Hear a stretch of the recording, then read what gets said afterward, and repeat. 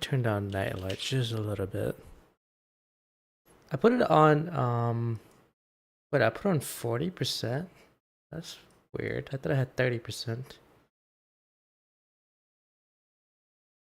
I have it based off of sunsets to sunrise, so I don't have to keep turning it on and off. But HDR, I manually turned that on and off because I don't want it to auto, turn on every single time. I just only need it to be on when I need it to.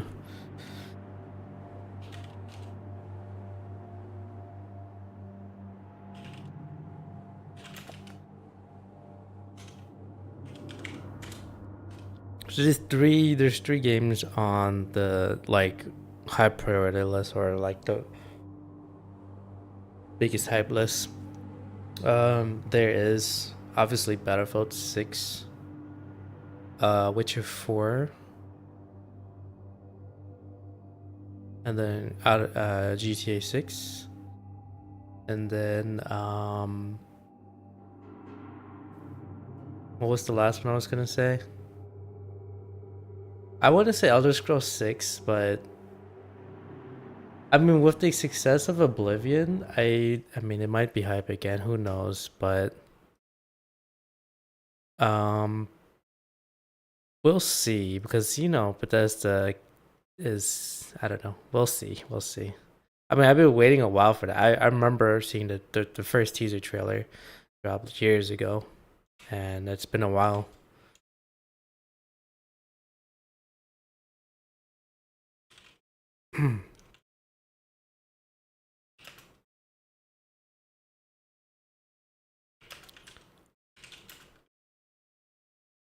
um, GTA 6, and then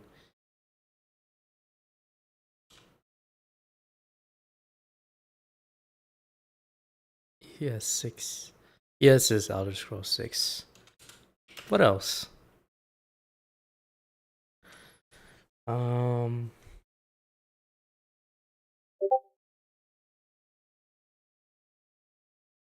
what's a big one?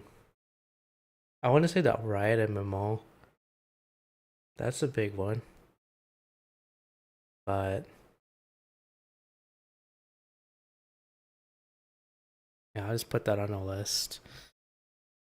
Um,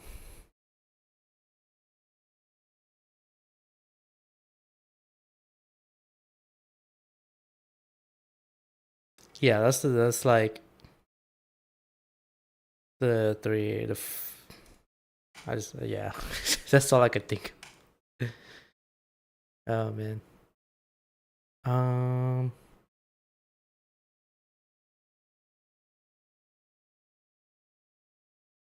let me make this color a little bit lighter.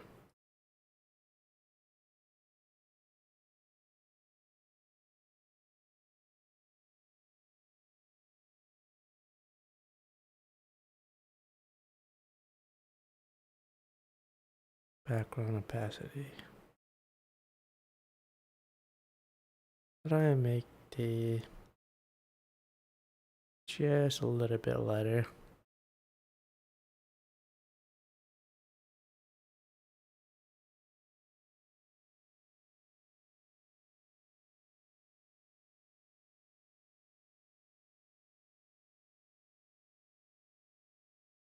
55% for both.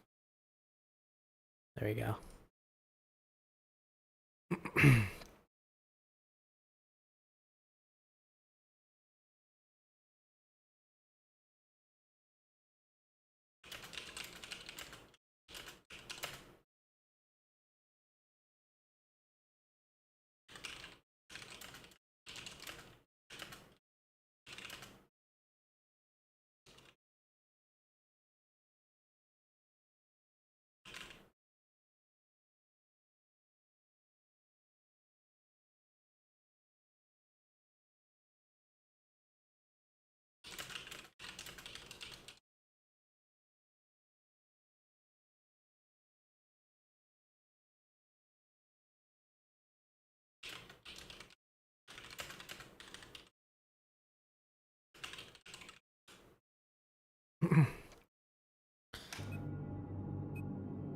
Let me just sort of tweak the settings real quick.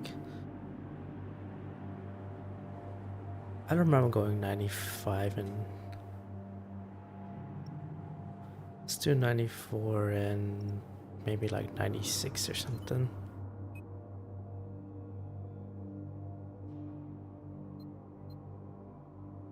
Low, low, high, low, low, off, off, off, high, high, medium, low, low, high, low, low, low.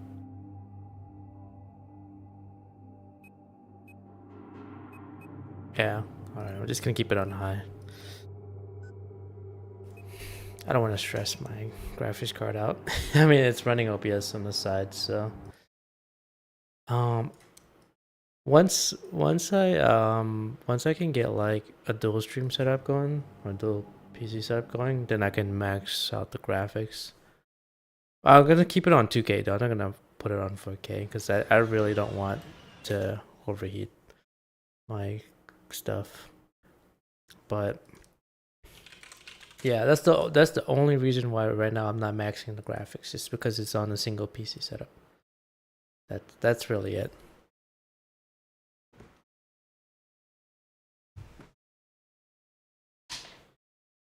Oh man, I gotta verify stuff.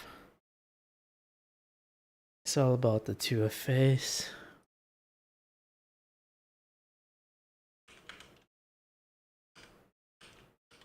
It's whatever though. I'd rather do that than text. I mean, text is always gonna be like a backup, but I'd rather deal with the app than the having to get spam text.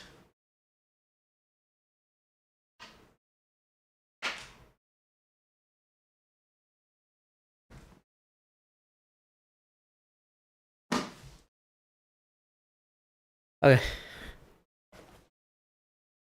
So. Alrighty. I missed a few days because I was playing Sea of Thieves. I'm gonna come back to that, obviously. I think probably, you know, this weekend too, because I know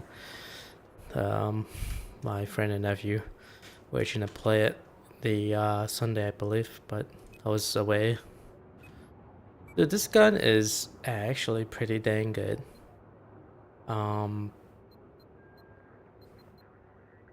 Any of the 900 RPM guns are, I could see why they're popular.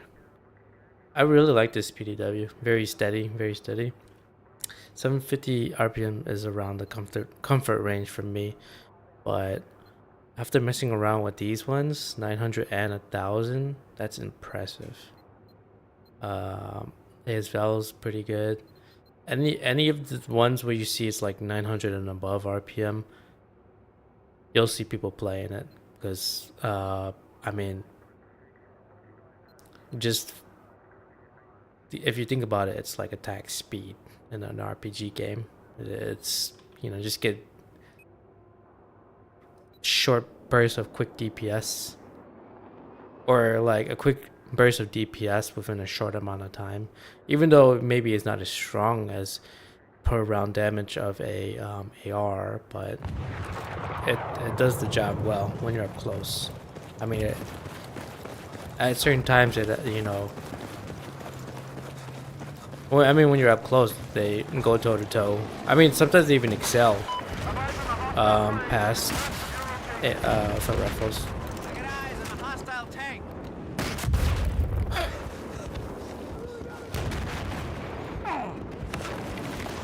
Oh, but yeah.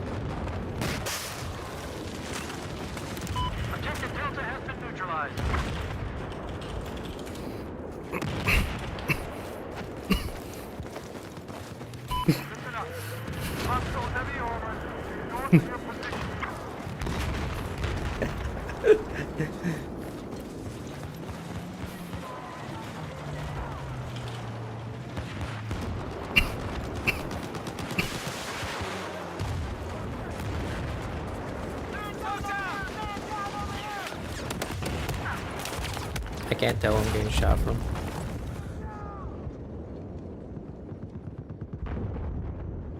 There's no gameplays.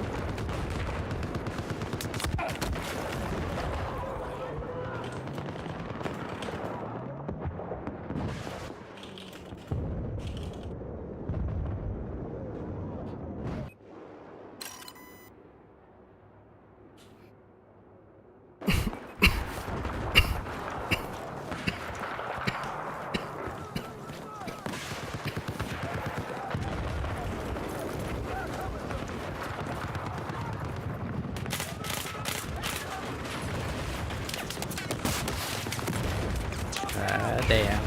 Okay.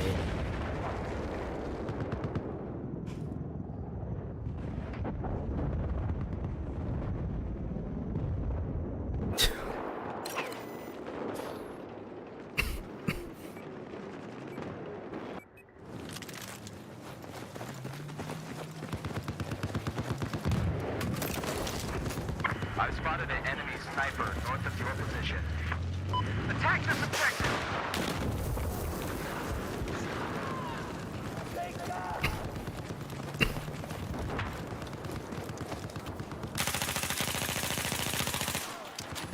Oh, Bad Company 2, Battlefield 2142, Battlefield 3, Battlefield Heroes.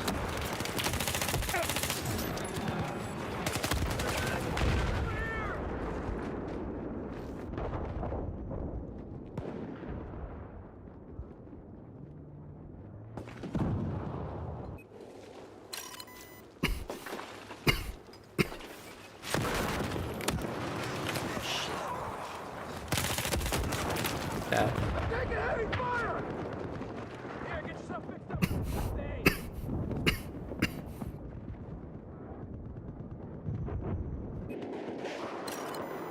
Stay.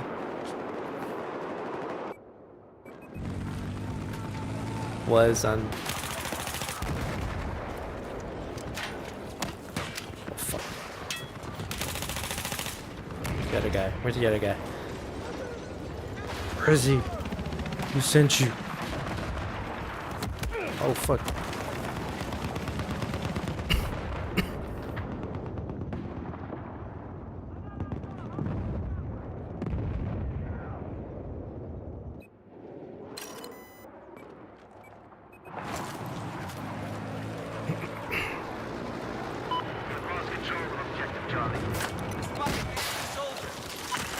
No repair for you, buddy.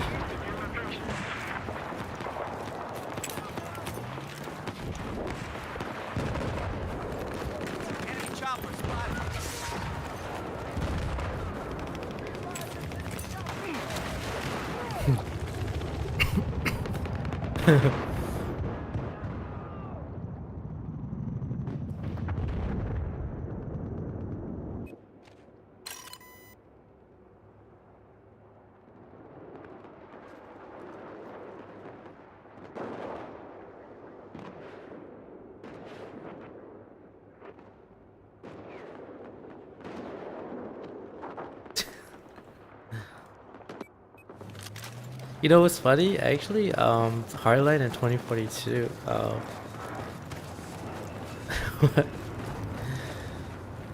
I know people who actually enjoy both. So, you know, every game has its everyone has their own taste, right? I guess. Or, you know, some games just fit in with others.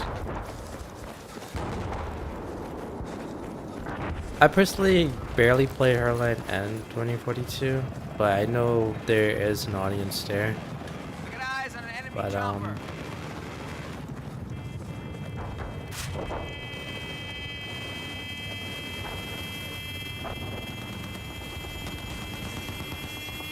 Spotted an enemy helicopter. Enemy helicopter just west of your location.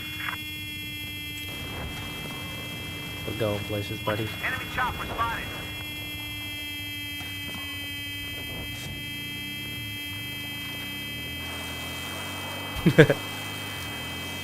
What is he doing? Listen up. I'm eyes on a hostile AT cruiser west of your location.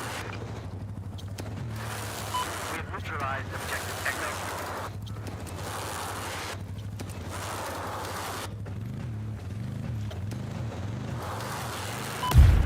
Control objective Echo. What the?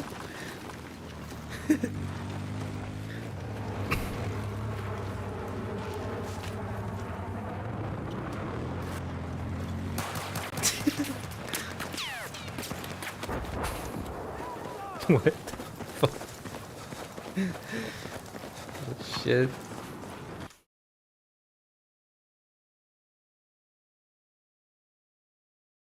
Okay. Oh, we got tanks? Hell yeah. Suspect is a hostile vehicle operating west of your position. Alright. I'll push you into the thing.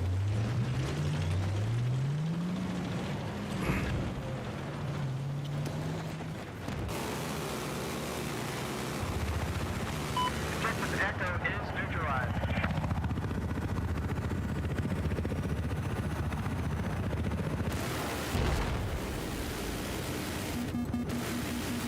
Heads up, hostile vehicle south of your position. Holy, I got hit by a smart rocket. It's very rare to see anyone use it. I mean, it has its uses, but a lot of people have stealth coding, so it, and then the spokes, so it makes it hard.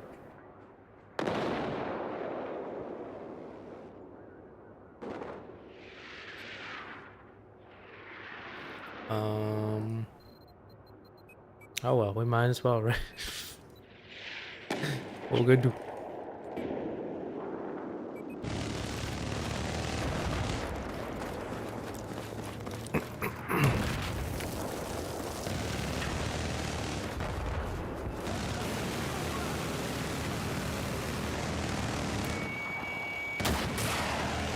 And that's why you get heat seekers or passive radar. Spotted an enemy jet.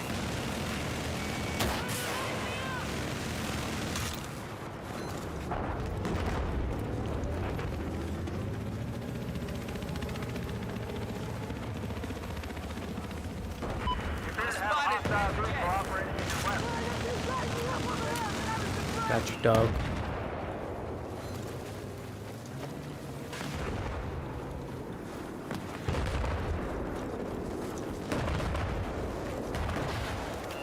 Enemy vehicle due west of your current location. I'm not exactly sure where they want us to provide feedback to. I mean, obviously it's going to be built into the game during the playtest, but back in the days you used to go on the forums, the Battlefield forums, to provide feedback. So I don't know where they're going to source their, you know, the community's feedback from. Are they gonna still use the same battle log forums, or are they gonna? I think it's just gonna be a combination of like social media comments or threads, YouTube, TikTok, Instagram.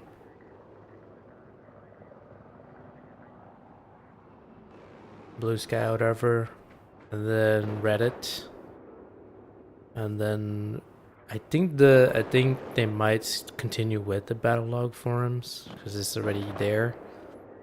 and then obviously the direct feedback from the playtest from people who were invited. There's that, but I think if they just sort of they were to try and centralize it and make it like a main hub, you can obviously go on any of those um, venues and post stuff, ideas. I think that there was a clear main one that would be good with structure, like a forum that has like a specific criteria that you had to like meet. It can't be like just one word spam or anything. You like actually you had to like give details about what feedback. I have eyes on a hostile soldier south of where you are. Can confirm objective Bravo neutralized.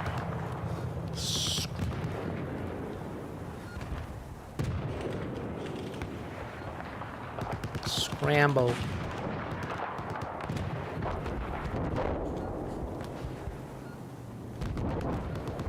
Surrender.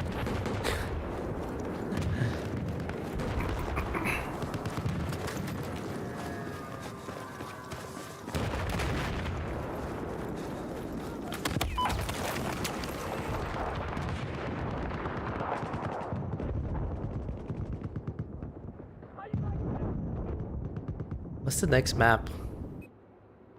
Oh shit, yes. What's Nansha Strike? I never played that.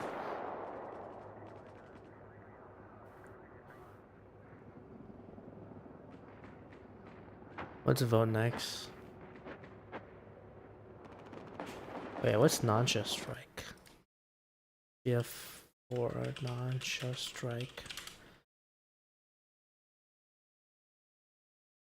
Oh, that's Nansha. That's the island map.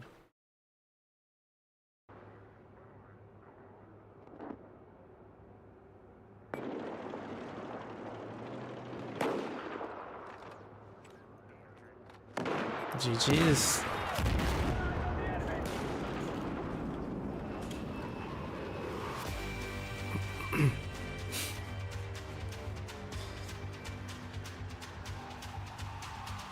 What?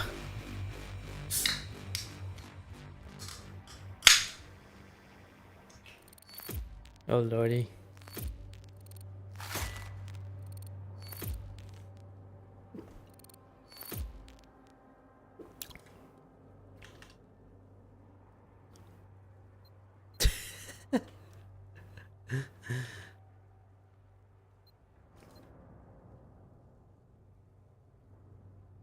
How did I get that much points? 30,000 plus another 15,000, 45 to 46k.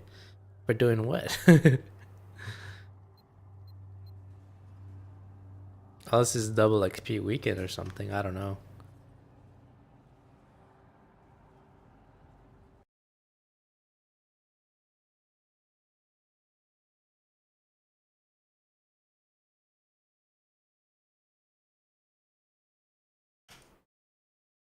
Oh boy, yeah.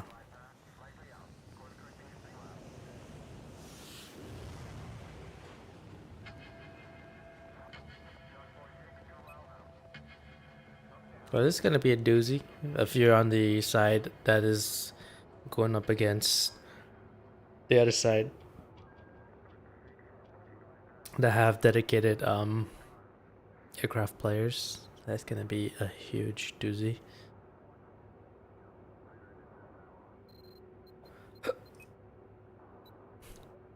The thing is, it's counterable. It's just that not a lot of players like to get on Iglas or set up AAs or protect AAs or play around AA protection.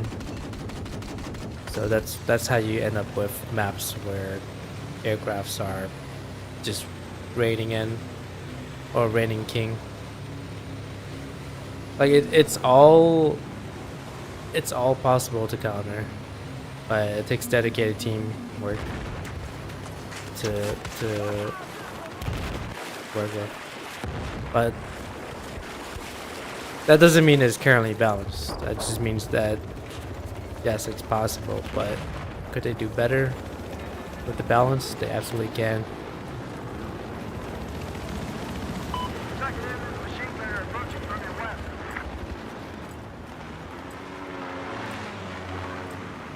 We're getting out of here! Objective Charlie is under our control. I got eyes on an enemy chopper. You need to drop off a guy right over here.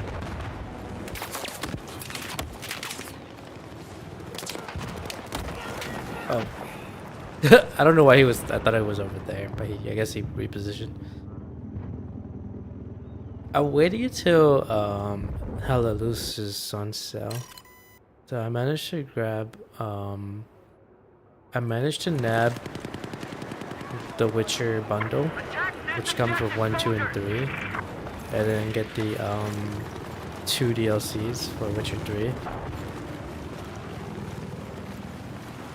But yeah, that's the only thing I got for now. I mean, it was the sales were mostly like CD Projekt Red stuff, a few other publishers. Charlie, I say again, we have lost But I have eyes on an enemy machine gunner. Due south of your location. I got all of that for 1660, $16.60 US dollars. Witcher 1, 2, and 3, plus 2 Witcher 3 expansions. Blood and Wine and the other one. All for 1660. That was a steal. Basically, the sales were like 80 to like 90% off. So it's like, holy. I don't know if I'll be playing it right away, but I'm gonna try and maybe. Well, yeah, I'm just gonna try and see if I can get a marathon in prior to Witcher 4 release or something. I want to be able to play those before Witcher 4 comes out, whenever that is. I don't think it's gonna be this year. They're probably gonna be like 2 more years minimum, because GTA 6 is next year for sure in May, or somewhere next year if there is potential for delays or whatever. But they're slated for next year somewhere. I'm hearing BF6 is this year at the end of the year. I'm not sure if they're exactly ready. I'm skeptical, but we'll see. I would say give it at least 1 or 2 more years, ideally. Give them time to just polish it up, I guess. I feel like if they do this every single time, where they push out unfinished, an unfinished product because they want to meet a deadline, but then tell us old times, honestly. It happened in number 3, it happened in number 4. I think Battlefield 1 was a little bit more polished. Number 5, I think it was rushed as well. It was just, yeah, every single time. And then obviously 2042. So, for me, I personally think that they should wait at least 1 or 2 more years. I wouldn't even care if they wait until next year, even if GTA 6 comes out. But businesses will make business move, and I think I think that they might push it out for the sake of pushing it out this year because of GTA 6 of next year. I don't know, but that's kind of where I'm 50-50 on this, because ever since Battlefield 3, everything else after got kind of rushed. Obviously, they finally got BF4 up to its current polish, but I'll be honest, it was too little too late because they lost a lot of players.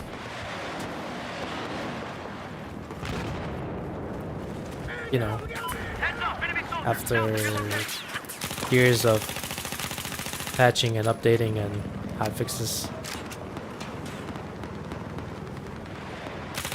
Objective Charlie has been neutralized. It's in a good spot now, a really good spot, but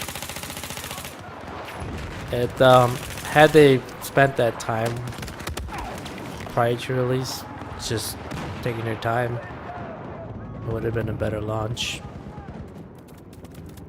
I mean, I distinctly remember being in the closed and open beta, the stressed, you know, those server stress tests, and then launch day. It was rough, really rough.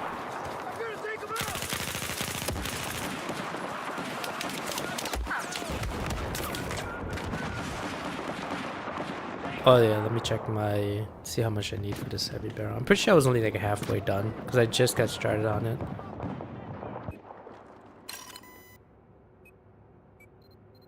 HD3.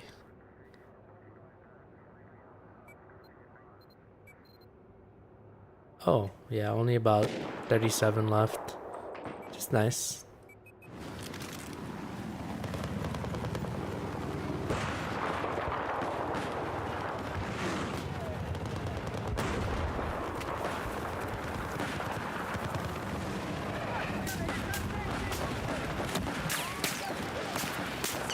So much snipers. I mean, it's a really long range map, so I mean, there's no surprises here.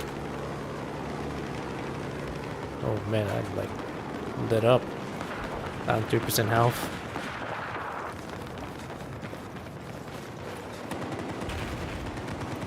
Well, I'm glad that they're going back to classes and removing those weird operators. Number one. This didn't match. Like having characters with, I get having classes where they have different tools that they're limited to or unique to, but 2042 just was something else. It's not for me. I mean, there's probably players out there who enjoys it, but I couldn't really take it seriously. It's hard. It's just, for me, it's just not like, I'm just not into that style of game. I mean, I've tried it. I've tried playing games with it, and I've even played Valorant and I have enjoyed it. But that's what they designed it that way. But I felt like 2042 wasn't supposed to be designed that way, but they forced it in hope of catching on to current, like, trendy, like, designs. I think the part that irks people is when it's, you know, trying to do something that it wasn't meant to be. You know, it would make sense if it was like, okay, if they wanted to do that, do Battlefield Heroes, right? But you know, people were hoping for a more, I guess, grounded, more serious, more focused sequel to Battlefield 3. Well, at least in my view, that's what I would have preferred. I think 2042 kind of lightened the mood. I'll be honest. I mean, not 2042. So when I played Battlefield 3, I remember that the game felt very gritty, very surreal, very serious game. But I think I noticed it started to lighten up a little bit when BF4 came out.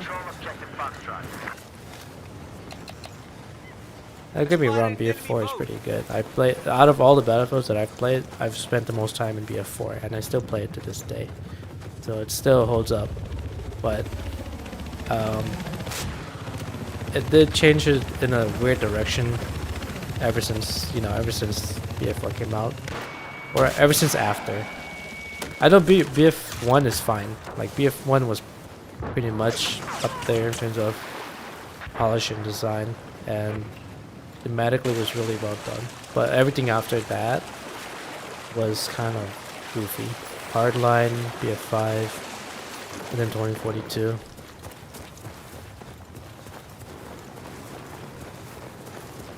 Um,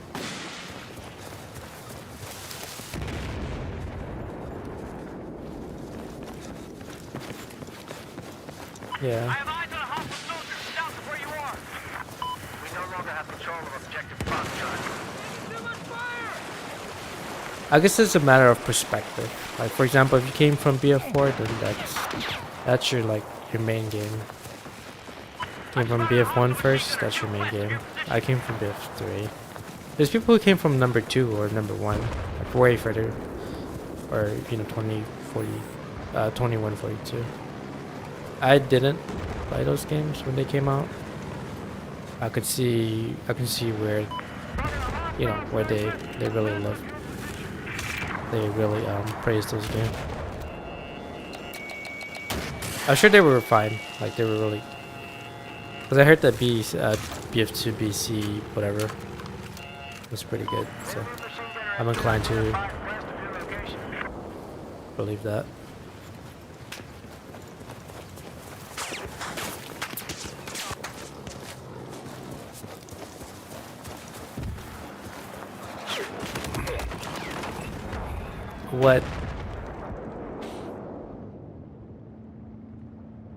What I remember was when I was watching like the BF4 trailer.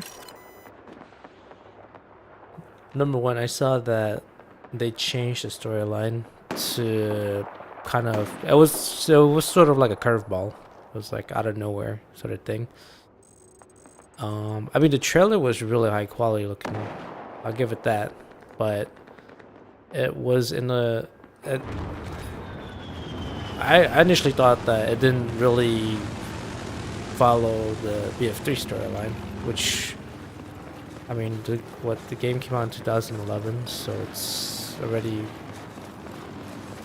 yeah, I mean, it's been 14 years, so, spoilers, it ended with you, for the character, spoilers alert.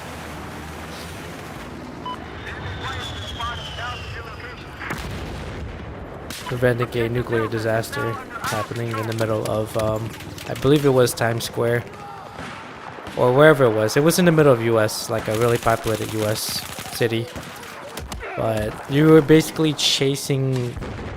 So basically, what happened was, I think 2 or 3 nukes were stolen. Maybe it was 2 or whatever. I think eventually you found one, but the other one still was missing by the end of the game. Again, spoilers alert. You managed to stop the guy from detonating it in the middle of a busy city, and I assume would be New York City, in Times Square or something.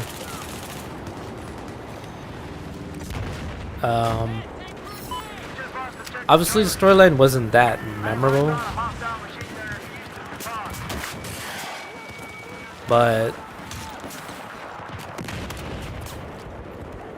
And a lot of people don't really care too much about stories in FPS games, but I played it. I've played 3, I think, like maybe the full campaign, 3 or 4 times, and then I played the BF4 campaigns. I think like 3 times at least, 3 to 4 times. I don't remember. Oh, this is the I can't even remember the name. I just jumped right in. I usually play the Conquest maps or servers. RCB.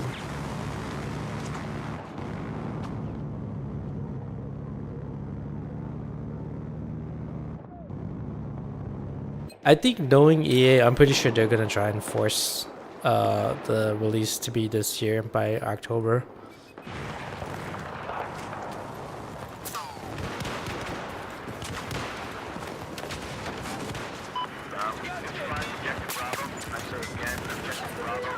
I want to at least get into one of the playtests just to see if I can run the game well. I'm pretty sure I'd be fine, but I kind of want to see how it runs.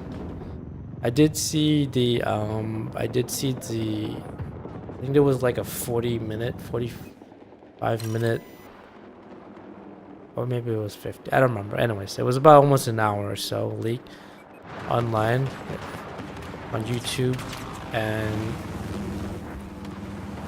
I mean, it looked a hell of a lot better than 2042. That's for sure. Chopper, enemy chopper. Listen up to the hostile soldiers. And it looked more closer to BF3 and BF4 gameplay, so I was pretty happy with that. Although I think that the gunplay looked a little bit. I think the gunplay looked closer to a weird in between of BF4 and BF 2042. But I think maybe it's the way the animation is, or something, or the way the motion blur was with the gun. I don't know. I would have to actually get into the playtest, test it myself, and see how it feels in order to get a better judgment of it. But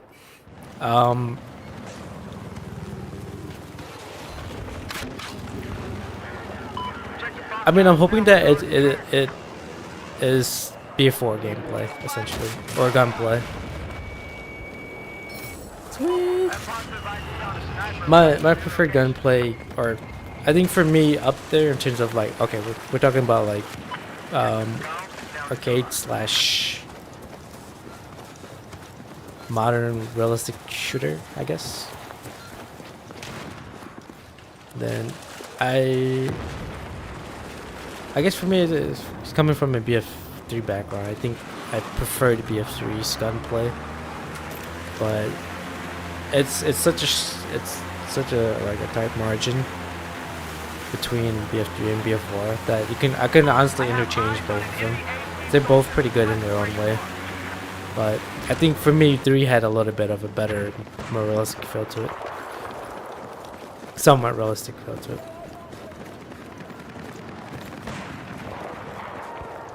Why do we?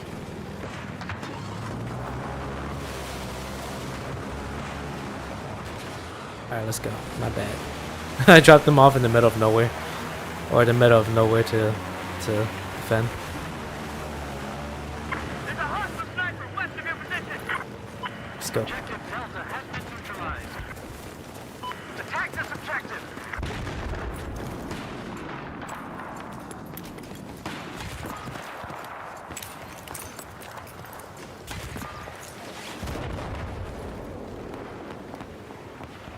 Am I inside the zone?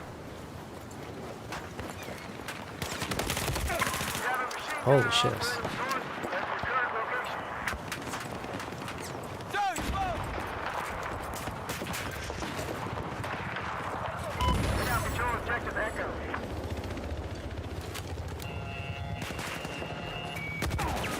Oh, damn it.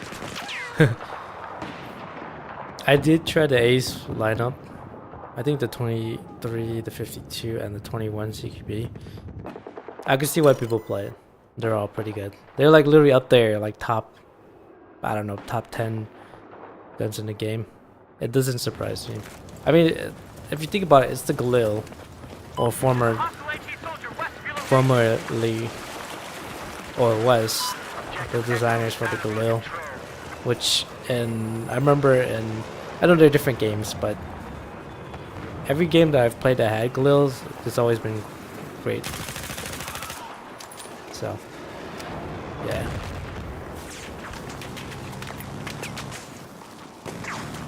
Oh, here. You want a boat on boat fight? Oh shit. I was gonna get on that one, but that doesn't have a turret on there. Is that Denmark? I wish which one is that? What?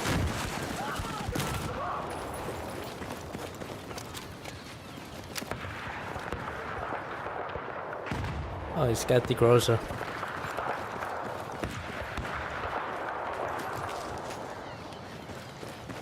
The Groza is a pretty good weapon. I've played it. It has a lot of kick though, so you gotta, and it doesn't come with the option for barrels. I think the only one that comes with pre-installed is the compensator or something. But yeah, you can't put a silencer or anything like that. Plus, you can't even put a grip, like a barrel or foregrip. Oh fuck! What am I doing? This is obviously it doesn't fit the bullpup. No, bullpups can have barrel attachments and foregrips, but the Groza in particular is like literally the barrel is pushed so far back that there's just no space for it. Same with this JS2 as well. But if you look at the design, oh wait, no, it comes with a barrel suppressor. Never mind, I was wrong. Oh, and you can even put this on. Right, never mind. It comes with the ability to put on a foregrip. Scratch that. I was mistaken.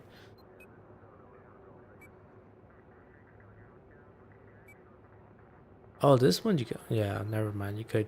What am I talking about? Was I thinking about this Groza? No, I was thinking about carbine. Yeah, I was thinking about this one where it comes with the pre-installed foregrip and the compensator, and you just you can't change it. Essentially, that's about as much as you can put on there.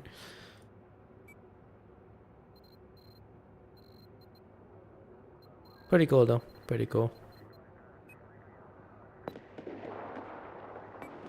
I know there's a lot of people who do hit the range as a hobby or collect guns as a hobby. I don't know why there seems to be a weird negative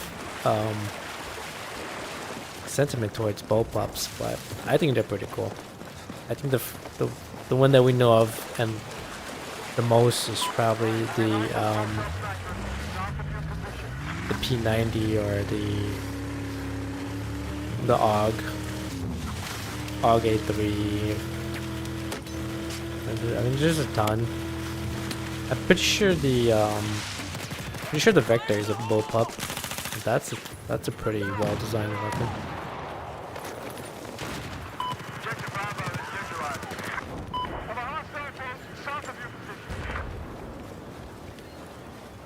Where's this guy? Can't even see him. Objective Bravo is under our control. I didn't save my buddy in time. That was bad. Ah, shit.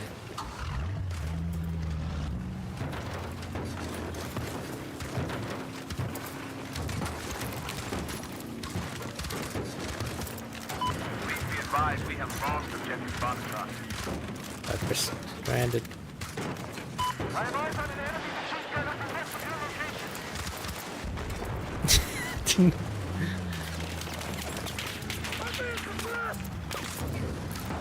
Let's go. I did not know that.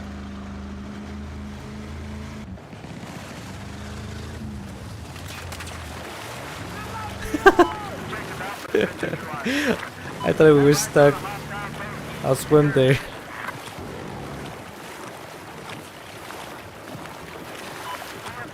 That's pretty funny.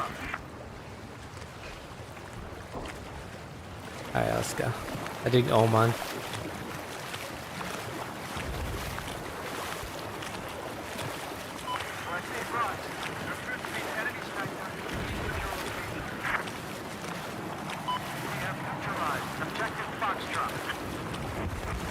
I didn't know that. I just learned that now that you can hit the boat and then it will push it.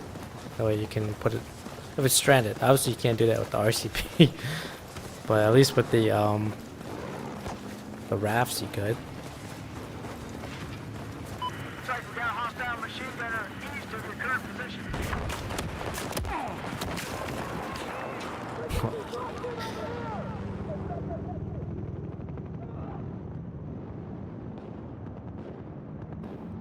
I can see that. I can see that. No, because the map requires you to get around by boat. So not everyone enjoys that. I mean, I don't really mind. I kind of was hoping that they would have more naval maps in the game, but the one thing is with this type of map, the problem is that it's often like beaches or whatever, little small landscapes where there's not a whole lot of cover, so you're just easy target for the helis or the boats. It's really hard to get around without getting shot, you know?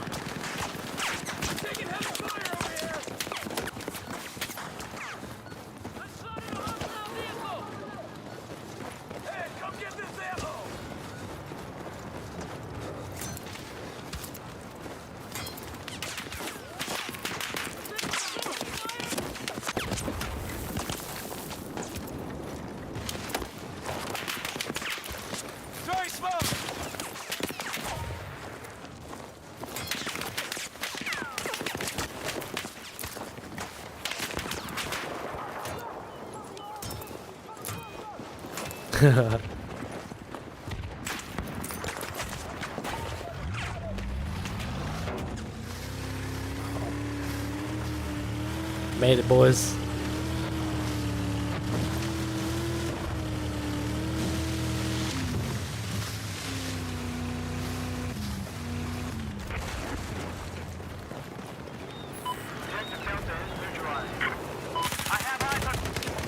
Damn it.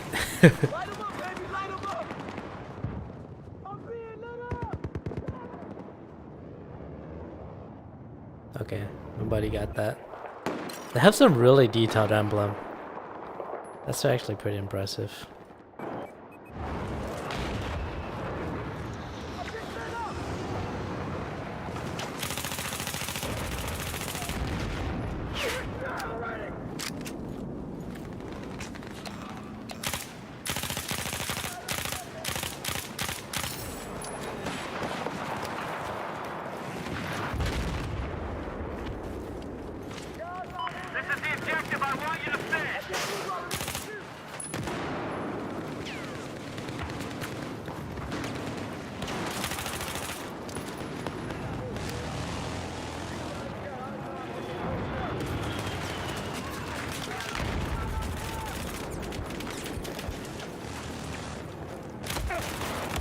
Oh, SPD.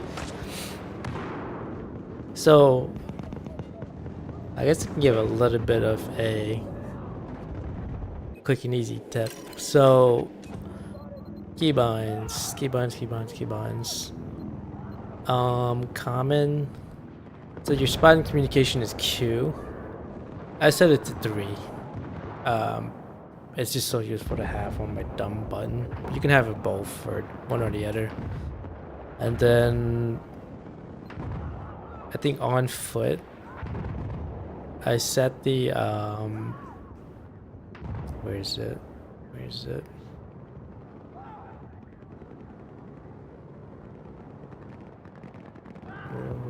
Gadget? Is it gadget? Gadget. Psycho fire mode, toggle gadget 1 or 2.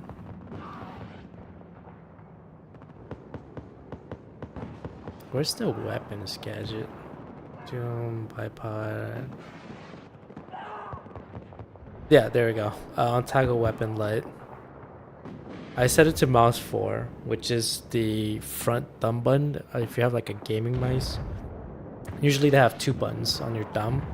The front and the back one. I just set that to the front one, and then the back one I set it to spotting. But you can literally set it to anything you want. For example, some people would put like changing the fire mode on, say, their middle mouse click button. I would prefer to put that on like the thumb button. You know, if I'm using the back thumb button for spotting, I could probably put on the fire mode. That makes him feel more like realistic, you know. That way, whenever you need to change it to the tap fire, you can change that on the fly. Oh, there's also this option too, gameplay advanced. This one is on by default. I just turned it off. So what happens is, if you're the squad leader, for example, if you're the squad leader in a hotel, every time you want to spot an enemy, it keeps trying to give orders to attack or defend a point. when you're just trying to just spot. So that's the way to turn it off. So that's just something I just found out pretty recently. So after all these years of playing, so yeah, always something new. I mean, there's a lot of other stuff too, but I would have to.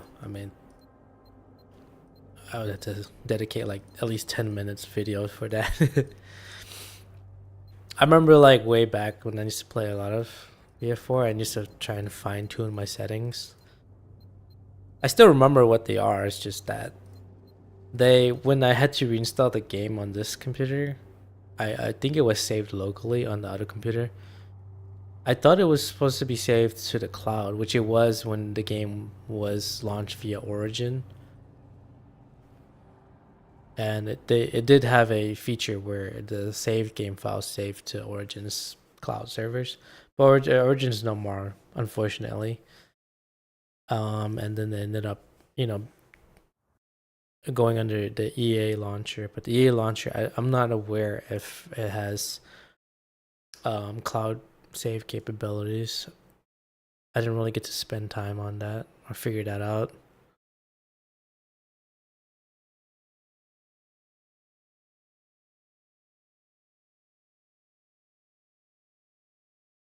I can take a quick glance, but yeah, there's nothing here indicating cloud saves. It'd be nice to. But oddly enough, some of the settings that I had previously were there. So maybe it is cloud-based. I don't know. Oh yeah, let me get to a different squad.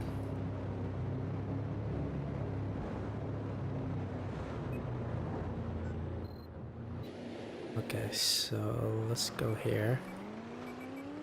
It's obviously pretty full.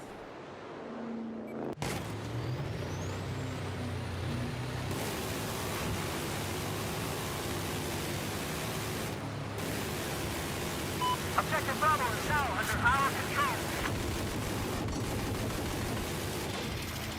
I got eyes on an enemy chopper. I have eyes on a hostile LAV in your location. Good stuff.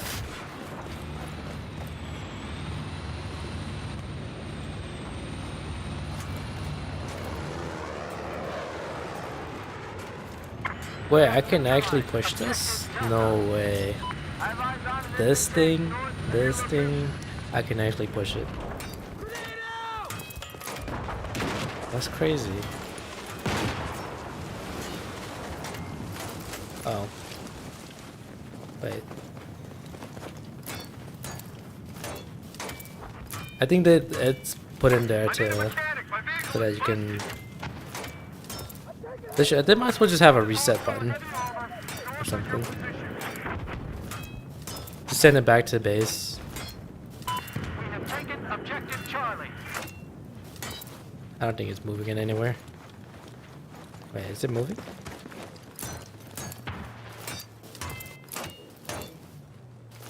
Nah, you're gonna have to get a vehicle to push that. Oh mother, what the hell was that? Whatever, it's stranded there. Thank you. Enemy team's helping us destroy it so they can respawn. Very nice.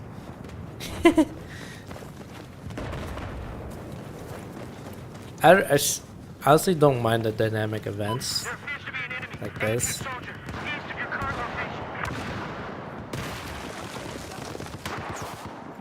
But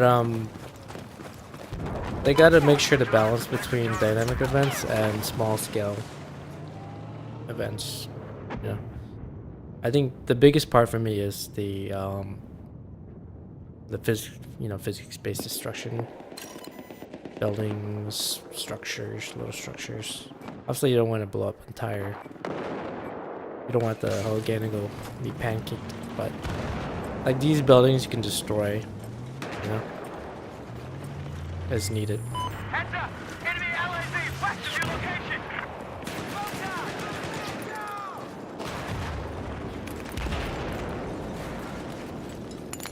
Get out of there.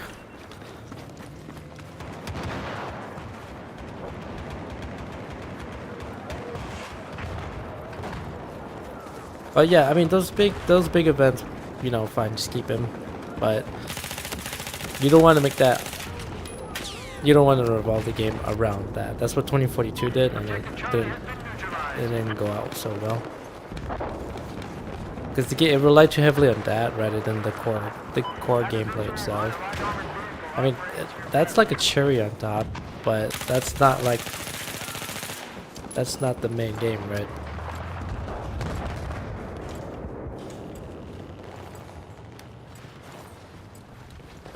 There's a hostile LAV west of your position. It's a medic box right here.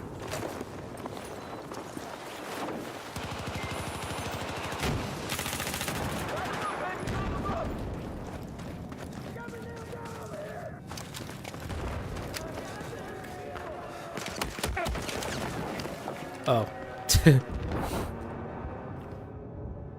Because I remember they marketed the Levolution pretty heavily, but I think that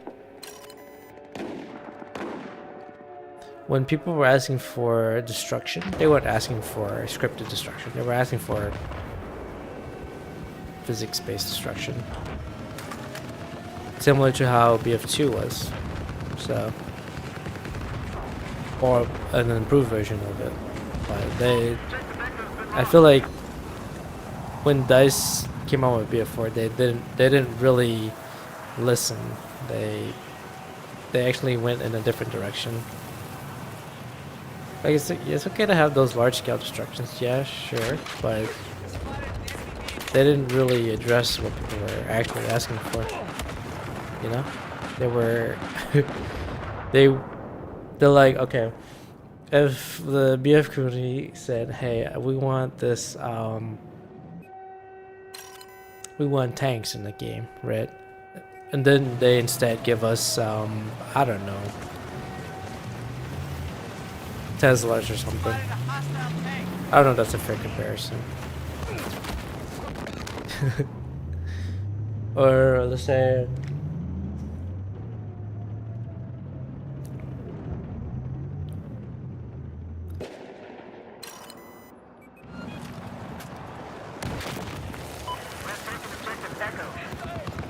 we asked for like large scale maps, and then they gave us like all desert maps or something. Large scale but desert maps. It didn't, not exactly what we asked for. I mean, it kind of matches, or maybe it fits one criteria but it didn't fit the other.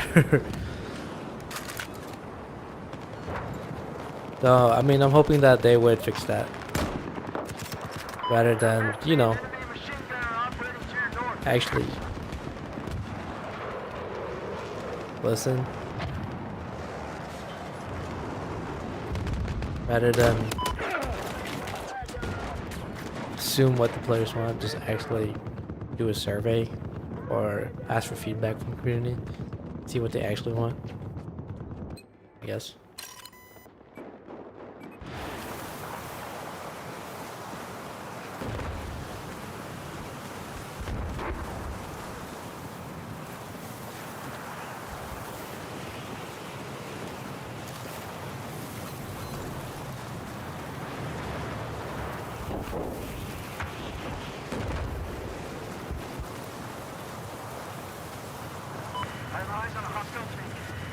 I'm surprised BF1 came out as polished as it did, because I think it was kind of a, you know, out of the blue sort of thing. Everyone thought that we're going to be like a sequel to BF4 or something, but they came out with one game, which turned out to be fine, but still it was kind of out of nowhere. But a lot of people liked it, so I mean, whatever engine technology they used there, they should have built off of that one. It was seriously impressive stuff, but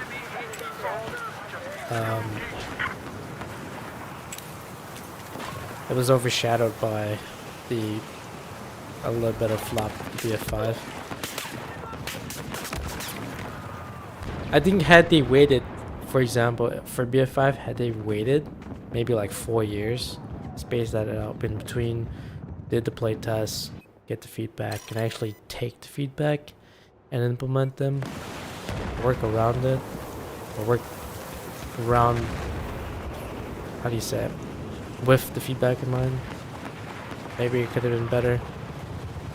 But I think BF5 was, and 2042 was a product of just pushing games out to push the games out without actually consideration.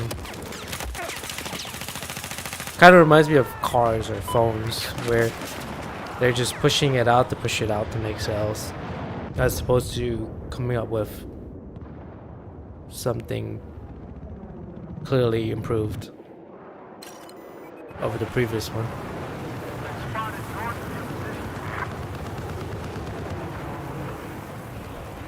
But I think phones and cars are a good example. It's like, you know, what real difference is there between one or the other? Just improved camera and battery, UI maybe, but nothing significantly big. Or nothing that addresses what the previous, you know, the issues of the previous one or something. It's like polishing rather than, you know, putting gloss over something as opposed to actually fixing it or something. That's the impression that I got since, you know, after Battlefield 4 or after Battlefield 3. Spotted a hostile soldier. Can't spot them.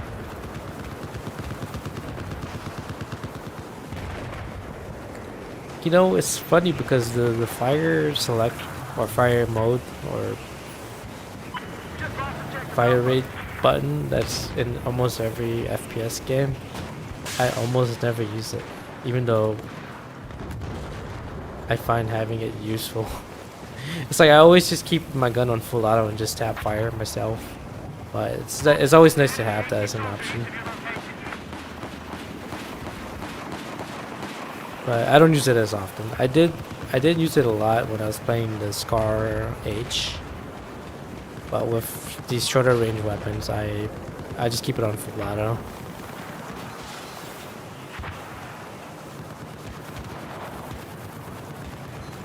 It's not useless. It has its use. Dang.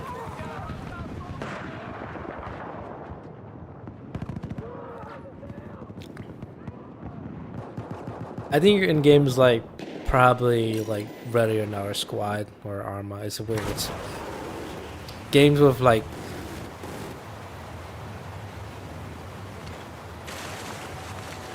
how do you say, more tighter gameplay, I guess. I don't know how to describe it. More serious games, those type of features really matters.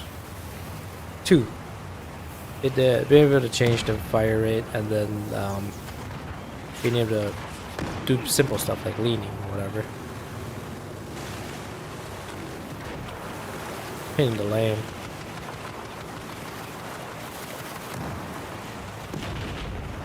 See, Arwen, I wanna like, okay,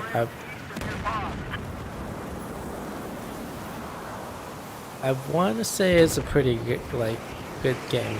However, I think it was not ready to launch in 2023. I think it needed at least 2 or 3 more years, realistically. I still think the core gameplay is there, but it needed a lot of work. Like, there's no real... It doesn't have a solid replayability. Like, after you do all the missions, like for me, is I'm not pushing for like S plus or stuff. You have to play non-lethal for that. There's always people that would love to try and push perfect scores, but it's a very small amount of players. I'm pretty happy with A plus, and I've played it. I think I've played every single mission already. Heads up, there's a hostile tank east of your position. But once you do those missions, what else do you do afterwards? You know, you could try and play it again and try and push for S, but beyond that, there's nothing to really grind for. So it lacks like a bit of replayability. Now they already said that they're working on multiplayer. I hope that they add more modes because they're missing VIP, escort, and I think they're seriously gonna need to add in some form of like team-based objective modes. It doesn't have to be like the more serious, like, you know, barricade suspect or raid or something like that. I mean, you could obviously have that in PvP, but I think they might have to balance it out with more casual modes like TDM or something, or free for all, just so that there's something there for players who just don't want to, who just want to get in there and just, you know,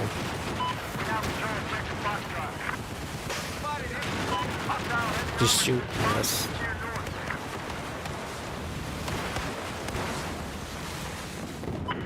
I think what they can do is they can add those modes in, but put more focus on the more premier modes, like the ones that they prefer players to play. But just make sure that the option is there for, you know, the other side of the audience.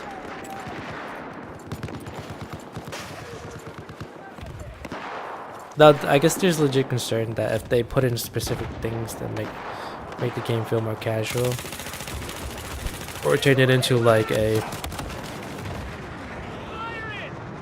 unserious game, I think that there's, you know, there's legit concern there too. But there's ways to balance things out, I guess.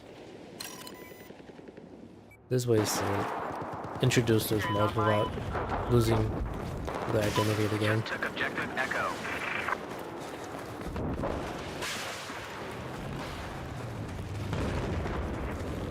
Whoa, man.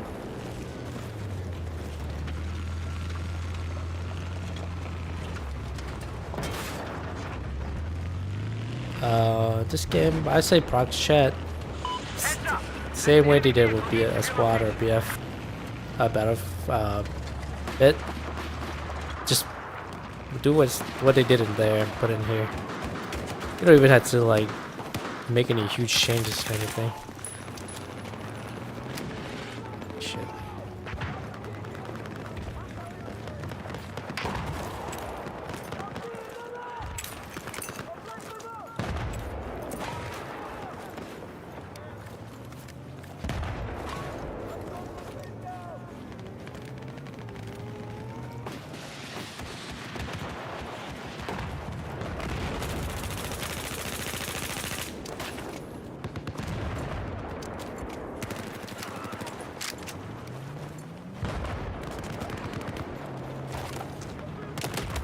Oh my god. I don't have a launcher because I have the AA on.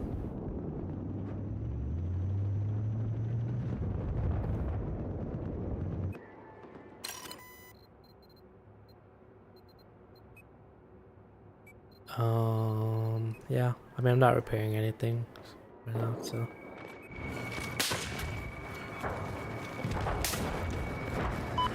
tank has been identified north of your position.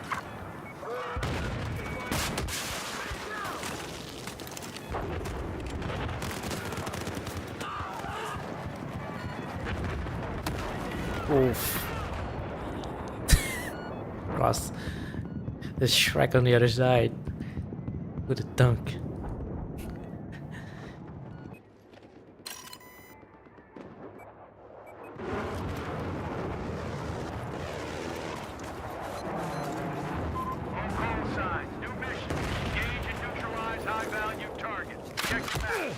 Ow.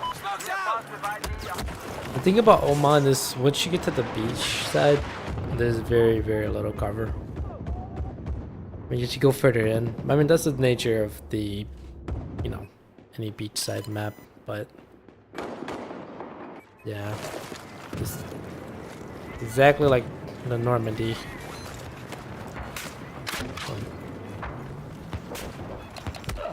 Snipe over here.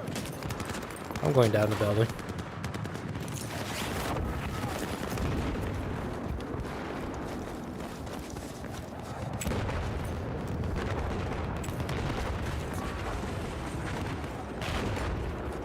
Heads up, enemy sniper north of your current position. They're up that building, so I can't really do much. I got a JS2.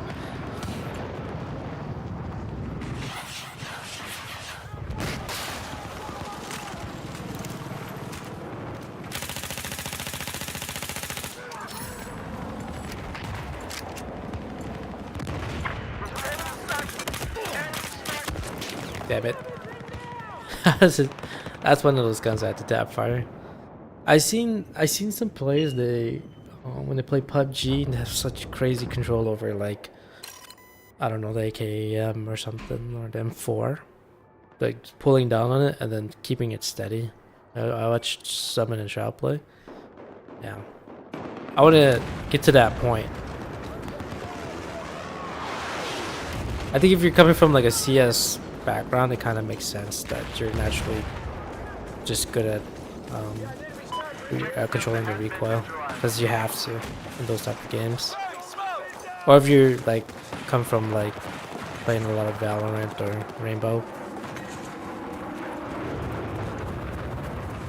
Yeah, in those games, lens controls and precise controls heavily emphasized. But if you come from like a COD or a BF background, it's more forgiving. That's why, for me, it's still a bit of a learning curve for me. Something I'm still practicing, like getting better. I think for me it was because of playing games where it had a lot of aim assist, so it made it just easier to just control the gun without having to control the spray a whole lot.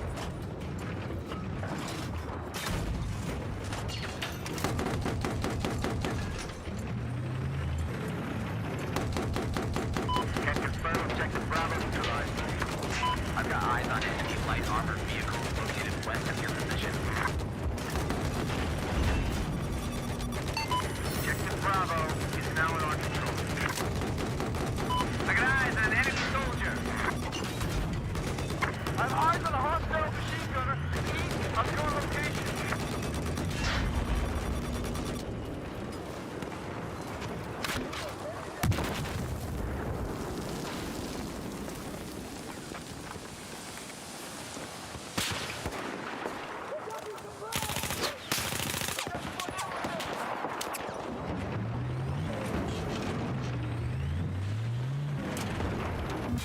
There's an enemy LAV east of your location. Backing up.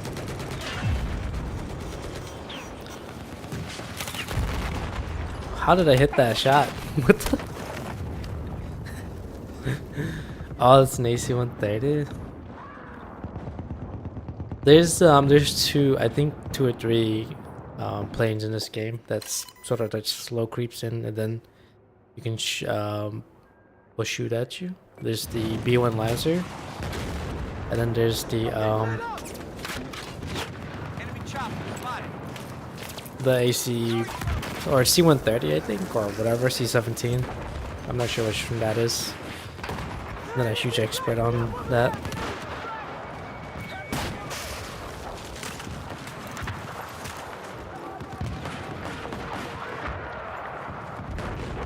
Yeah, not a whole lot of players grab smokes.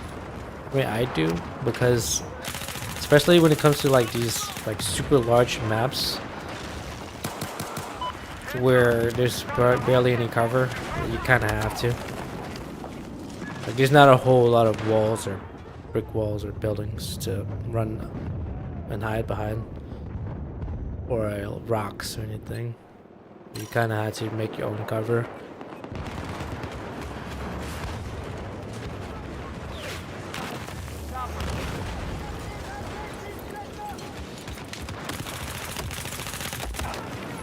Oh man, getting stormed at this point. But if you do get smokes, you get 3. So, very useful. Even in CQC maps, it's pretty useful. Especially if you excel in maps where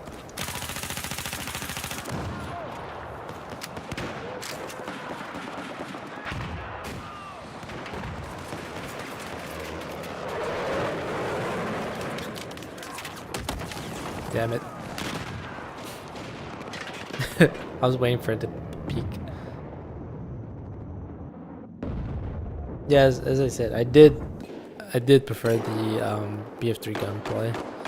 I don't know how much of a difference it is from BF4, but from what I've experienced, I think that one has less aim assist. I think when BF4 came out, they wanted to target a larger audience, so they had to tune down some of the settings to make it more easier. So, but I think it's kind of overall, people are saying that, especially the BF community, this number 1 and 4 is like their favorites, so that's what it is.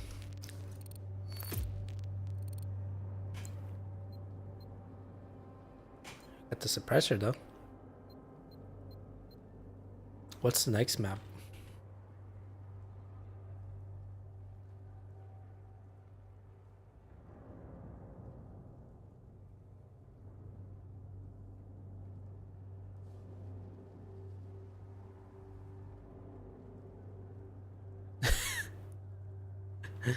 What's going on?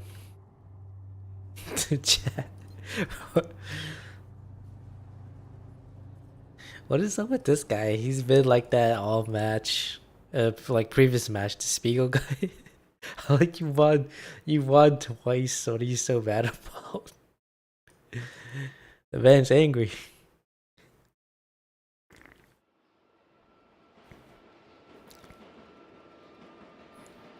I can see why people chose Metro and Locker, because they don't want to deal with the aircrafts. I mean, this just goes to show you just gotta find a good way to balance the those weapons or those, vehicles. You don't have to remove them, but you just gotta give infantry more tools, give them better tools, not weaken like super nerfed javelins and iglas or stingers. I mean, almost all the launchers are, with the exception of probably the small and the RPG, feel very weak.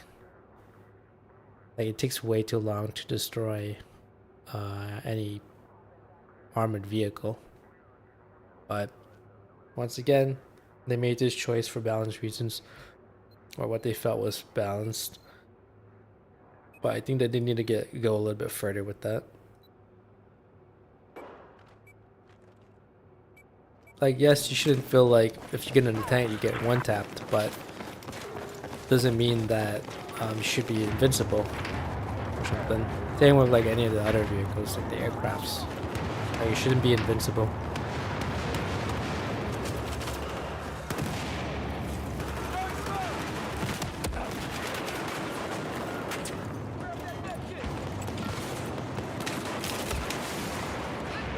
Yeah, but I guess this is a great way to just grind the weapon unlocks stuff.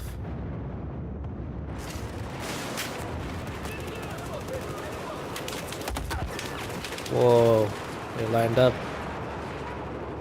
If you really, really want to get us a lot of kills in this one, go with the support class. I mean, any of the class. There's 2 weapons in here. No, there's not just 2. There's 1, 2, 3, 4, 5. There's 5 semi-autos in here. Pick your preference. Any one of those, right? Let's say you're a Sega type of guy, right? You pick this. You pick the buckshot, and then you pick the choke. Or you can even pick any of these, the frag, dart, buckshot, whatever. Doesn't matter. Even the slug. But the strongest one I've seen so far up close, full choke plus buckshot. And just go ham. Obviously you're gonna get hated for that, but that's how it is. The other option is to go in our like M249 or something like that, which is less frowned upon, I guess, since as long as you're providing ammo boxes. So you can go with the Petchnik, which is a popular choice, obviously. But yeah, there's a lot of choices there.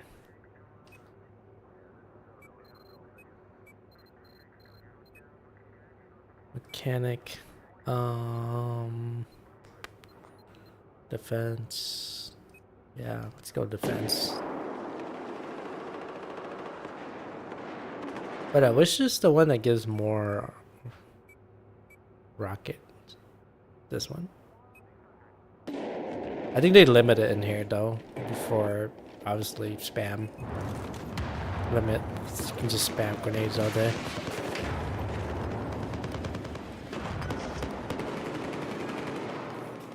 Enemy machine gun.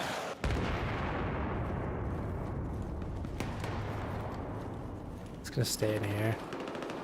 I should probably pick the recon class and do the beacon, but I'm trying to level up this weapon so that you can only get on the engineer. PDW. I'm trying to sneak my way to B.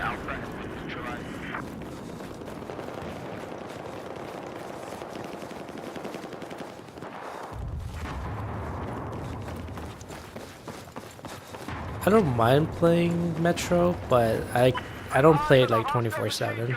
There's people who do. I just can't.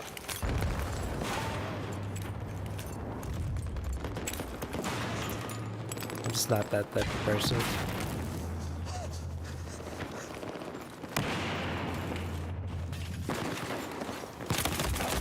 Fuck, I thought I had him. That would have been a cool, like, jump as I'm falling, get a kill. That'd have been something. Yeah, if you're playing this type of match, I would say if no one's doing it, then go recon. Pick a carbine or a shotgun, anything close range. If you go in carbine, look for something above 800 RPM. For starters, you can probably go ACWR, like literally the second unlock, and probably like, if not one of the top 5 weapons in the game.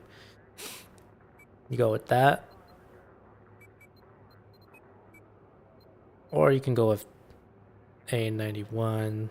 You'll see a lot of people run Ace 21, MTAR, any of the, even the SG550. I played it.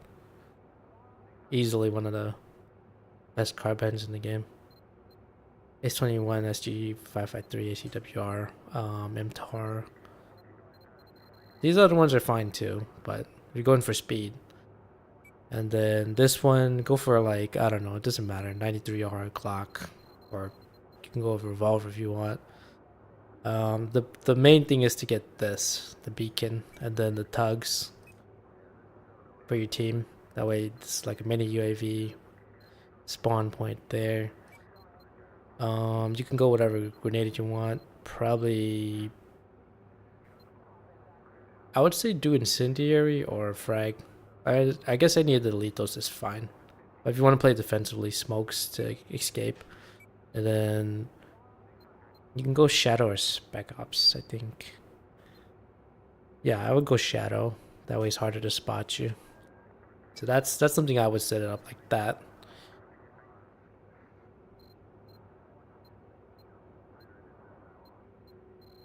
Did I not unlock all the heavy barrel for the carbines? Oh, I did. I thought I didn't. Okay, whatever.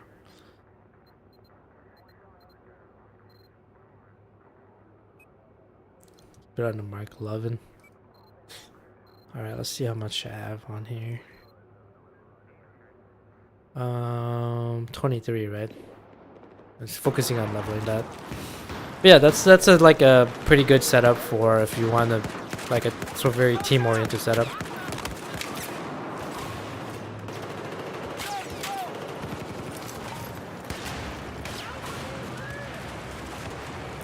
Beacon is very powerful in this game, especially like anything capture, style, rush, conquest.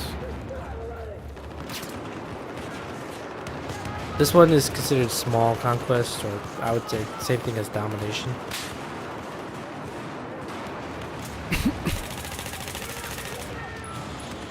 Or you can go like the assault class and do.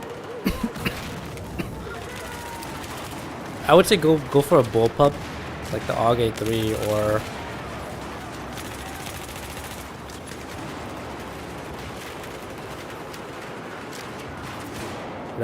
Whatever is like your play style. Cause some people they like to play like the fastest, right? Weapons. There's others like to play the more slower, yeah, but you have more steady control one, like something that is in the 700 to 750 range.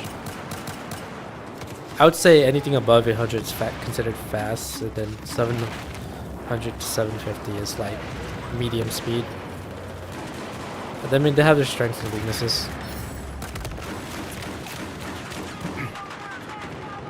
In this game, revolvers are pretty good up close.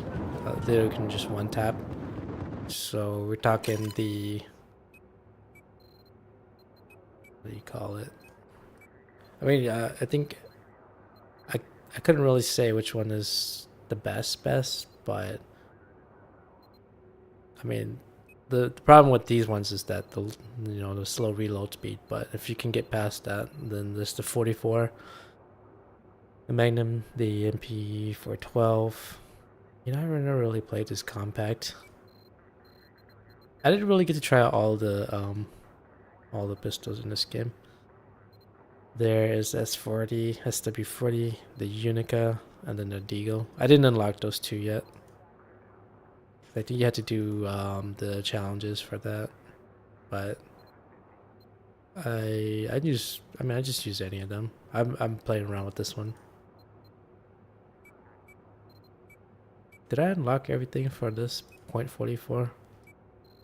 I think back in the BF3 days, I used to play a lot of this. And back in, what do you call it? When I played Modern Warfare 2, I always ran the 44 Magnum because for whatever reason in COD, it didn't have that delay for when you chamber the next round. It was just straight up. You can just as fast as you can tap fire, it will shoot as fast. It was weird because it totally ignored the whole spinning mechanic of the revolver. So you could just shoot. You can shoot it almost at machine gun speeds if you're like a quick, really quick with the trigger. And that gun is pretty strong in itself per round. So you can shoot it really quick, and then you had something to reduce your reload speed. Then it was, yeah. Or if you had a gimbal on it, then it was just devastating. It was super silly at the time, but I remember playing it like. Or you can even have the knife on there too, and then just go around knifing people. You would have on the ninja perk and the one that gives you or makes you faster at running. And it didn't give you speed and stealth. That was hilarious. But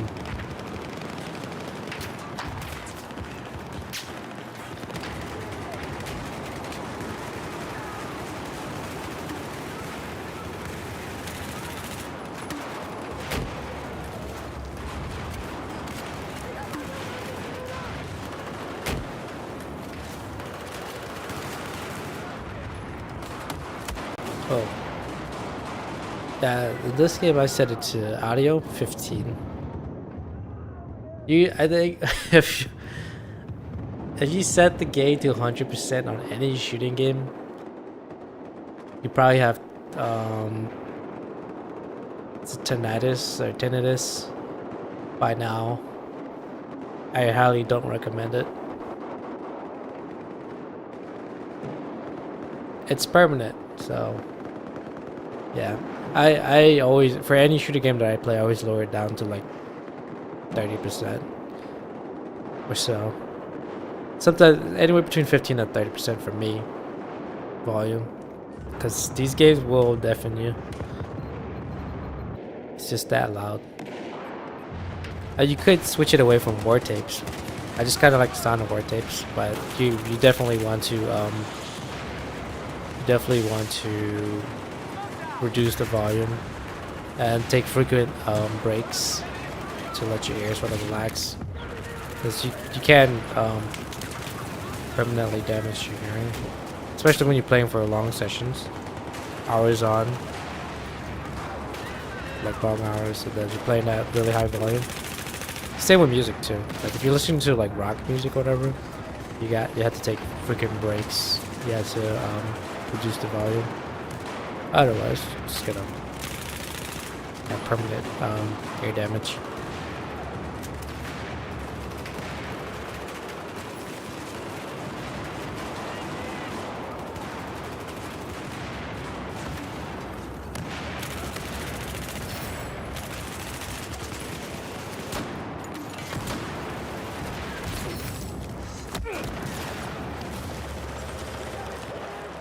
Flashlight's legit. You can actually blind people with it.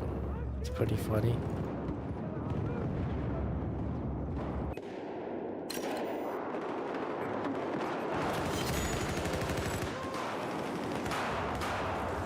Okay, I just need like 20 something more kills. The heavy barrel, I move to the next PDW. It's a bit of a struggle with PDW, especially in long range map, because I mean, everyone's running DMRs or assault rifles or even snipers. You have to somehow maneuver your way in, get up close. Dang it. I didn't get to reload my mag.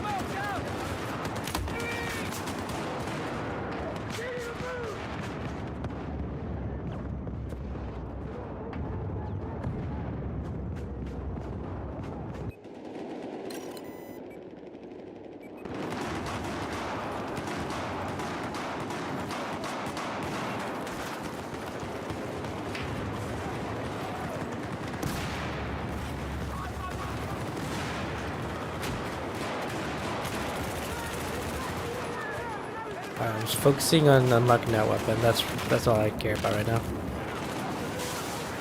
Jesus. Wait for me.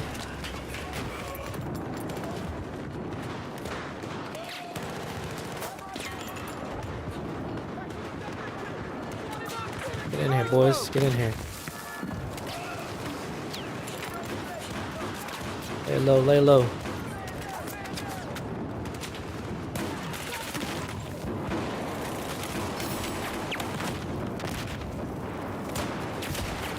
That was actually almost sort of worked.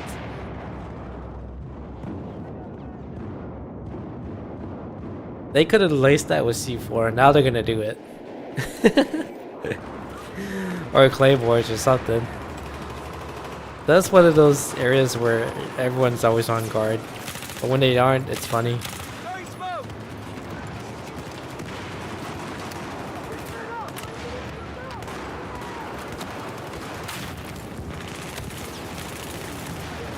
See, this is where the support class excels. You have smokes or you know, grenade launchers, plus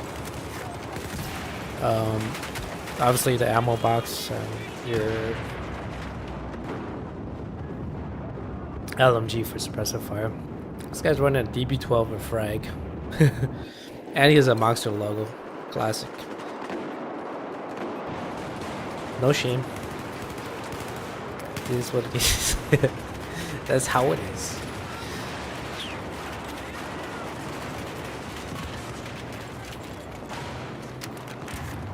I dig it. Positioning. I don't know if there's a way to get up there.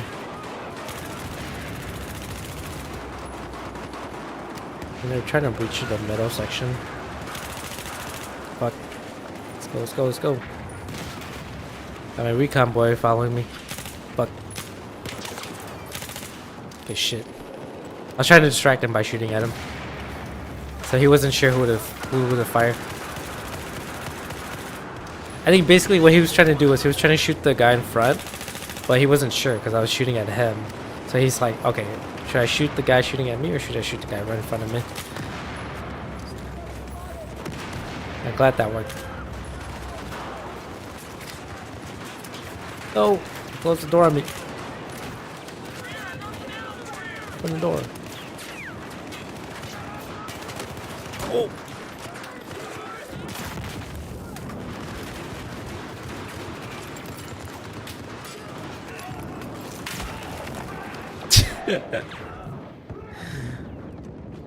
That didn't work out. I don't think you can have... It's so funny because the engineer you can't have claymores, but you could have the mines. I mean, if they would have everything, it would have been like, okay, what's the point of classes then? So, yeah.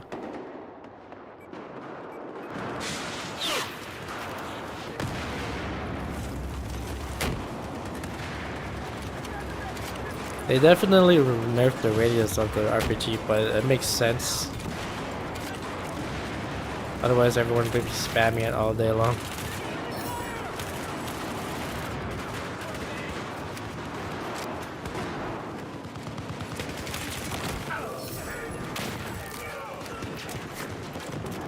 Get in here.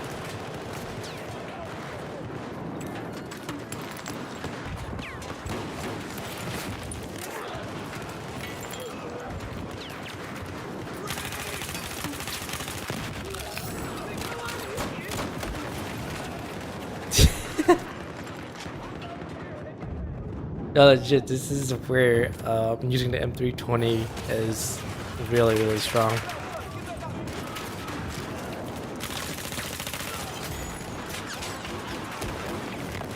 And shotties. Shotties, auto shotties, or semi-auto shotties, and then LMGs. Some machine guns are really strong in here. Just the way it is.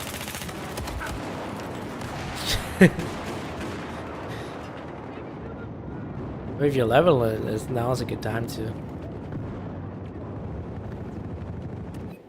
In terms of what's my favorite shotgun, just a classic 870. I just like the way it looks.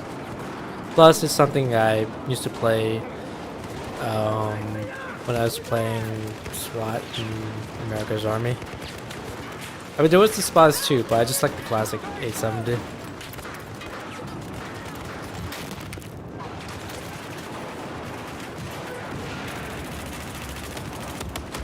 Oh boy. And then I think in BF3 I also played the 870 as well. So, I don't. Pump action is pretty cool. But I think I picked it up from either COD or America's Army. I don't remember, or SWAT. One or the other.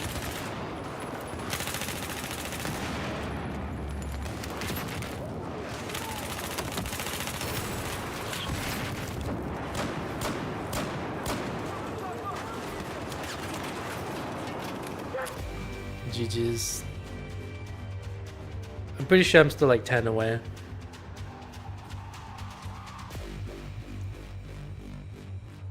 If I remember from BF3, I think I did a lot of... I did G36C. I did a lot of Scar L. I did some Remington 870, the shot pump action. I think I did a lot of M98B. Like out of all the sniper rifles I used, was probably the M98B. Either that or the Jing 90 or something. Those, if I remember, the top 4 snipers in that game was obviously M98B, the Gold Magnum. Those are like literally the top 2, and then for whatever reason, people like playing the JNG 90 and the SV98. You know, I think the SV98 is the only the one where it had like the heaviest like bullet drop, but people loved it. Yeah, I for whatever reason JNG 90. I think that's just some regular 7.62 sniper rifle. But the other two, the Gold Magnum and the M98B were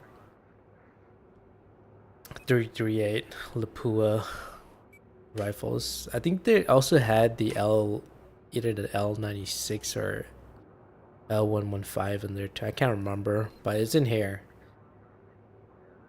It might have been the L96 in that game. And BF3, but this one was there. M98B was like the number 1, and then JNG 90, and then SV98. I think I played a lot of SV98 at the time and JNG 90, but I ended up picking up the M98B in goal. In this game, the number 1 and 2 would probably be these two.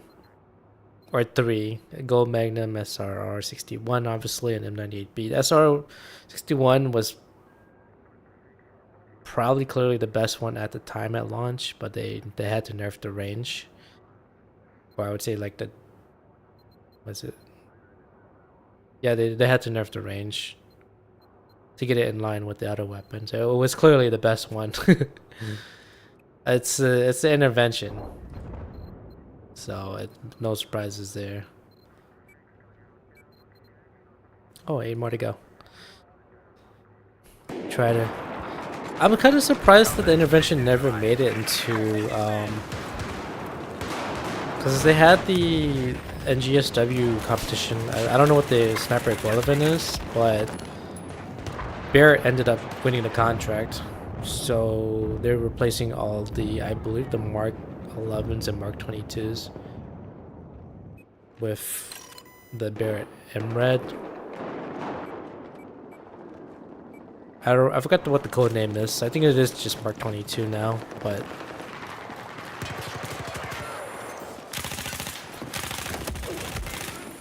yeah, it was replaced. I mean, it replaced I keep forgetting the history of it, but now we have the Barrett M-Red, which I think Barrett has always been a trustworthy or really reliable or had a really reliable weapon system. I personally haven't used it, so I wouldn't know, but it seems like they seem to be pretty happy with having. I mean, we had the M98B plus the M82, which is obviously the notorious semi-auto 50 cal.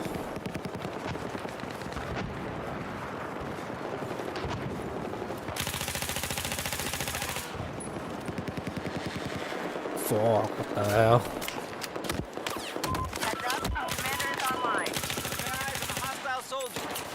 Damn it, I was trying to run to that little doorway to the left. I should have just smoked it and took on the guy that was running from my left side, rather than trying to take on the guy that was positioned on that platform.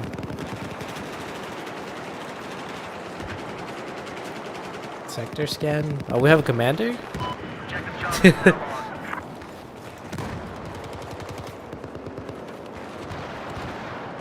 Every time there's a commander, it always makes me chuckle a little bit. I mean, there's nothing wrong with this. I just find it funny.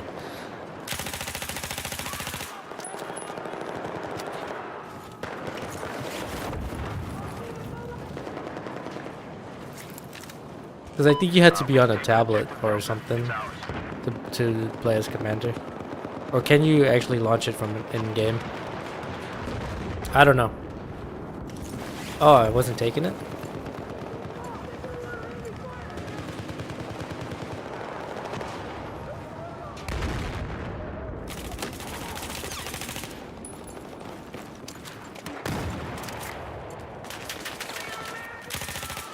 Fuck.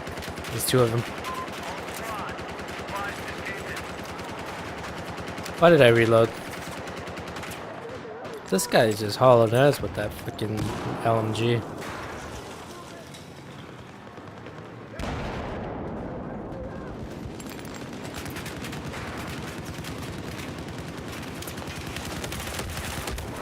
Ah, there's another one.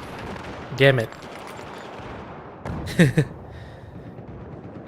I was actually thinking he was gonna be around the pillar rather than in front of the pillar.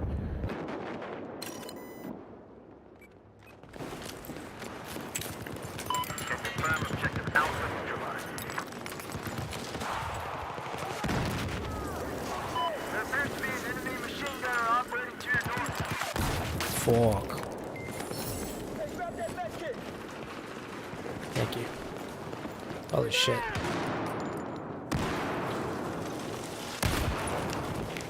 Okay. Yeah. You know, I think the type of destruction that I want is... I mean, it doesn't have to get to that level of Red Faction, but it could. I mean, the finalists did a pretty good job, right? I mean, those are former DICE devs. Embark Studios. Which, interestingly enough, is the same developers working on Arc Raiders, which is, right now, pretty hype.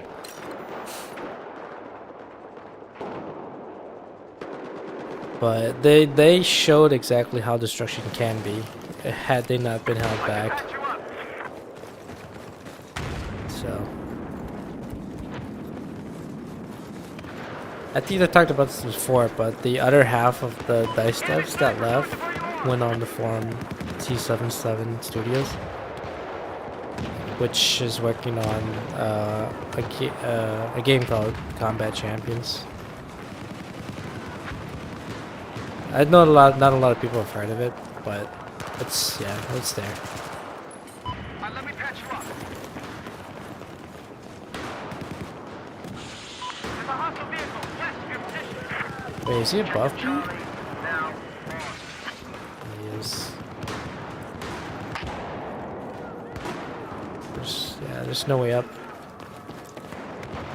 enemy UAV scanning for Okay, there's a way up. I don't know why this has almost a similar layout as the one with the water. Like this, like stair going up, but then there's this wall here, and then there's platform over there, and then you walk here, then there's a bridge. It almost feels similar. It's the same building, or like set of buildings. Was it Rogue Transmission? No, it's the one with the water. I can't remember the name. What the hell was that?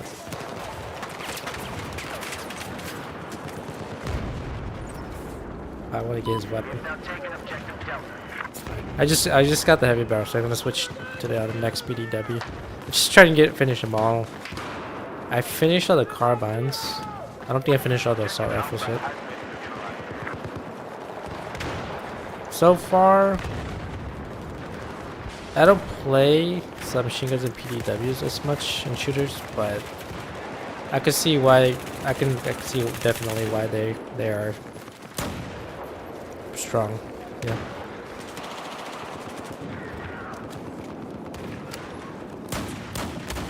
Oh, okay, he outplayed me. I missed both of those shots. Feels bad. The aim's not there. It's the player, not the game. Alright, I got it. The JS2 surprisingly was good. I didn't have expectations about it, but yeah. Like all the SMGs so far that I've played, even the CBJ played extremely well, and it had a lot of ammo too. So yeah, surprisingly well done. This one is very steady. I would say it's probably one of the more balanced one. Obviously, it's not the strongest or the fastest, but if you want something that goes toe to toe with assault rifles, but at a closer range, this is the one for that. Um, this one's also pretty good too. I mean, I feel like none of the SMGs are that bad. All of them have their, all of them are pretty good at close quarters. Just they just excel at what they're designed for. CBJ, PDW, all done. CZ. I was really surprised by how well the CBJ did, and the JS2. I'll be honest. I knew the CZ was going to do well. I knew the PDW and the PP2000 were going to be fine, but these ones were generally like, wow, amazing. I think I finished this one already. So this one already has the heavy barrel. I liked it. I guess I did the 45, but I never did the UMP9, so that's the next one. So nice, something nice and familiar. So let's match that with the pistol. We're almost done here. We just got one. This one doesn't have heavy barrel, so we can skip that. Two. This one's almost done. This one I haven't started yet. This one I haven't started yet. Oh, I did start. So that's three. So that's one, two, three, four, and then this one doesn't have it. So just four left.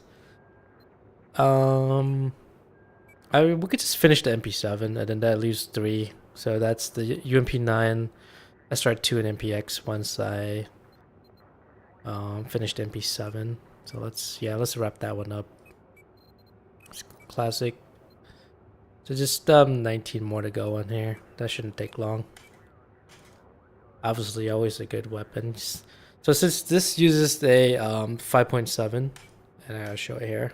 Oh no, it just uses the 4.6 actually. Because I think it was the P90 that uses the 5.7, right? Yeah, this one uses the same round as the FN57. So, see if we can match it. What is it? This is 4. What was it? 4.6 by 30 millimeter. Think of it like a mini 5.56. I don't think they have such a type of weapon like that here.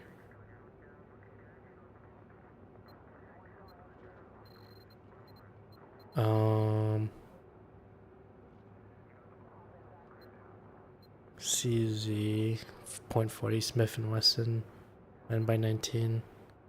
It's your very standard .45 or 9mm. This is the FN style. This is Austrian Glock GmbH. I can't remember what MP443 is. I know it's a Soviet handgun. I can't remember what the manufacturer's name is. QZ, I believe that's Chinese.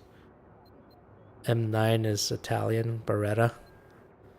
P226, I don't remember.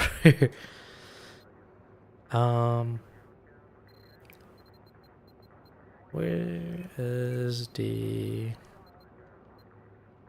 Wait, we don't have a 45 ACP in here? I'm surprised. Or USP 45? I didn't notice that. Oh, the classic's not in here, is it? I think the 93R is also Beretta Red. P412. Yeah, I was looking for USP because it's H&K, right? Is it H&K? I think it is. I don't remember. Well, we'll go with the compact then. Let me see. What is compact 45? I don't know all the weapons in here. Compact 45. I'm pretty sure USP is best .45 Pacific Suit carrier.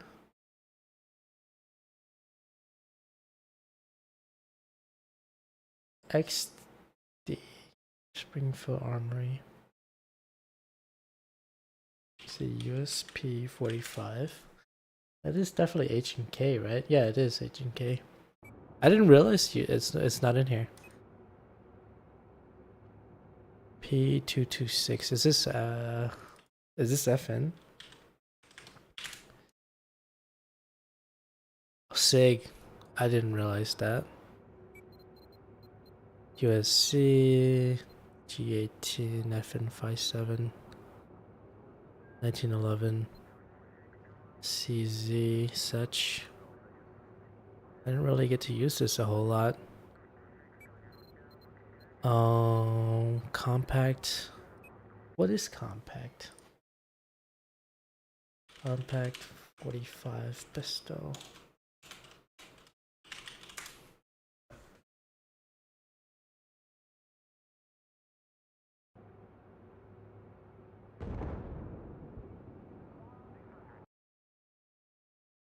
Springfield Armory.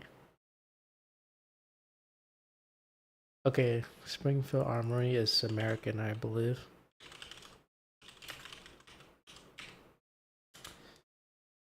Let's see. What does the other side look like? Why does it look like a modernized USP? Springfield Army's American Commercial Firearms.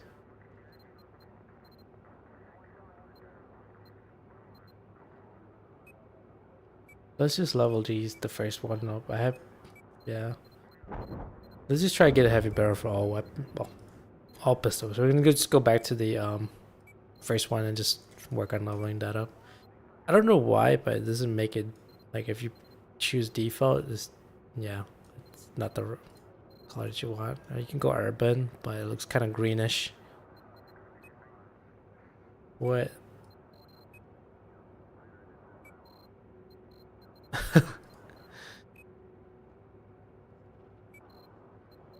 Pseudo F. See, the thing is in this game is the skins and textures are okay. The gun models are fine and the textures, but the skins are they need a little bit of work in there because some of these are just like the color doesn't match what's shown or just lacking.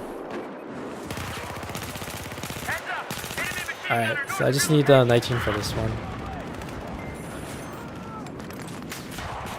I think the MP7 has been always good in any game that it shows up in.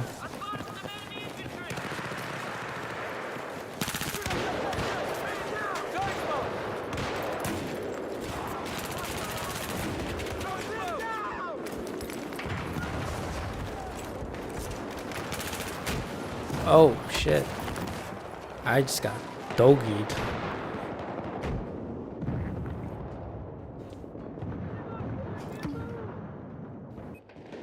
I wish there was like a database, like game data shooting FPS database where it shows all the games, the guns in the game, and then their real life counterpart.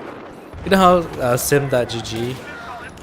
I think that's what they should do. They should have like a side by side thingy. It shows you the name of the actual weapon. That'd be very nice.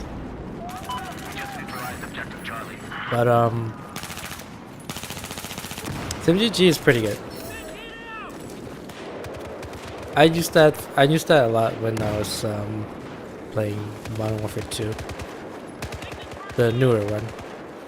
Or the more modern one. But I used it a lot when I was playing BF3 and then BF4. Just to like do a weapons comparison.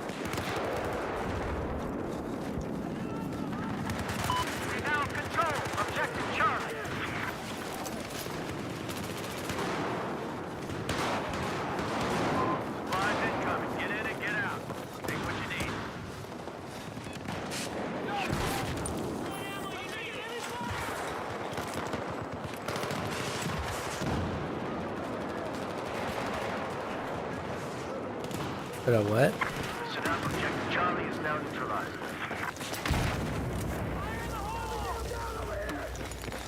Wait a what? I've never seen that.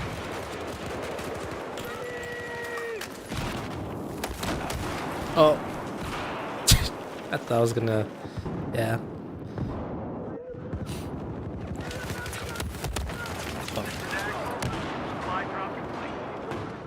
I think it just in almost all the shooters that I've played, COD, Battlefield, just any, they need to work on the spawn system. I think every game that I've played has really failed when it comes to Heads up! Enemy soldier, west of where you are! putting the proper spawn points or spawn areas for players. This gun is fast. Insanely fast. I just got commander. I just got cruise missile by the commander. It's hilarious. Well, their commander, that is. Oh, they're trying to res me, but they can't. It's fine. We're gonna go back to the safer area. I need a... Yeah.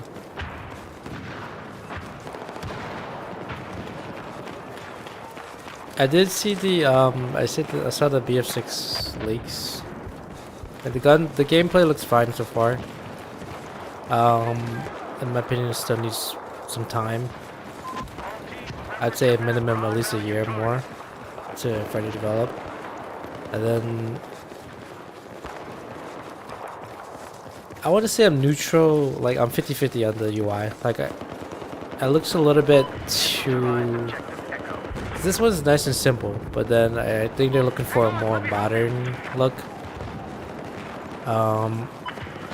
But it looks clean. I wish they just went for the more serious aesthetics rather than like the almost COD-like aesthetics. But whatever, yeah. As long as it's minimal and not too much shit on the screen, that's all that matters. Like as long as it's not distracting a whole lot, then I'm fine. As long as it's further out, it's everything is where you can see it, but it's far enough to not take away from the main gameplay and whatever. As long as it doesn't go too full on arcadey COD looking. Yeah.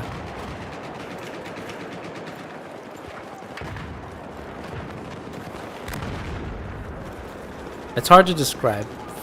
Like, when you look at COD's UI, you'll be like, yeah, that's yeah. Holy moly, this gun is fast. Basically, all I'm saying is I don't want it to look too like for kid or anything.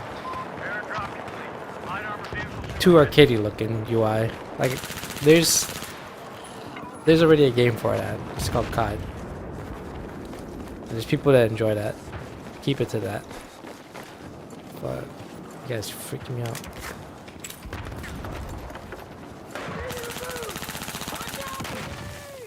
Flashbang.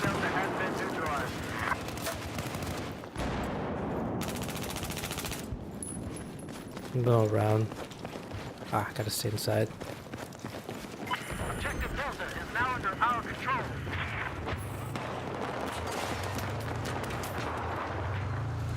Airdrop complete. Supplies ready for pickup. Objective Charlie is no longer under our control. But yeah, right now it looks fine. I think 2042. See, the thing is, it has a little bit of 2042 vibe, but then it's a little. So they reverted some things back to like almost BF4 style, but there's still some elements from 2042 that they kept in. But for me, is as long as it's minimal and clean looking, then whatever. What matters to me the most is the gunplay, the gameplay in general. How does the vehicle feel? How does the shooting, the guns feel? God dang.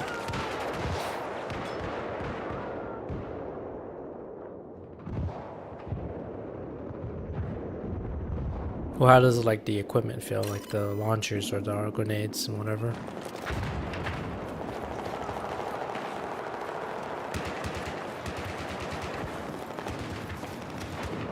Some other players here. Close the door on me.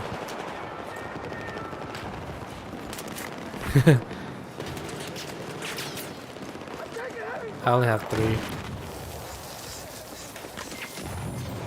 I'm pretty injured.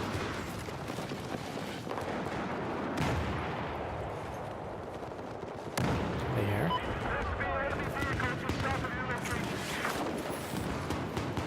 There's a health box right there.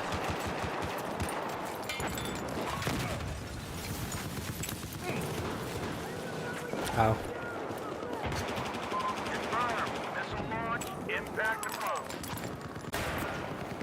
Oh, it's disappeared. Is there another one? Oh my god. Oh shit. Wait. He was behind me. I shot at my medic who was saving me. Thanks a lot. I shot at my medic who ended up killing the guy that shot me, and then he rezzed me. That's funny. I mean, to be fair, the name didn't appear quick enough for me to tell the difference. Can you imagine playing a game where you don't have the name? Like, to like play HC mode and ready or not?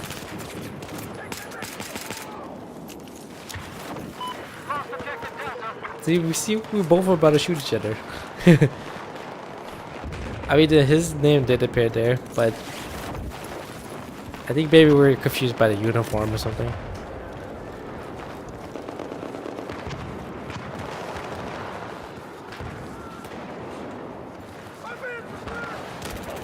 Oh shit. Yep. I was second guessing myself there. I need some ammo over here.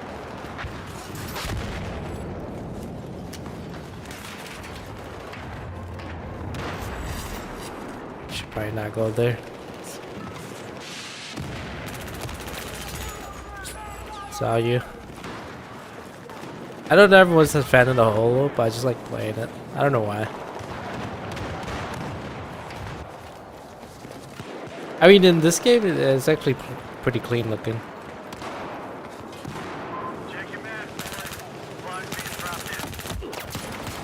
Oh my god. I missed my shots. Missed my shots.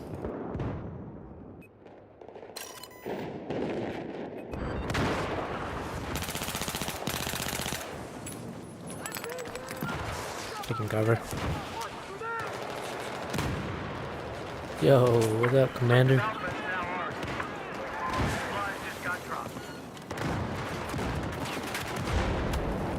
Damn. God damn. That's a cruise missile.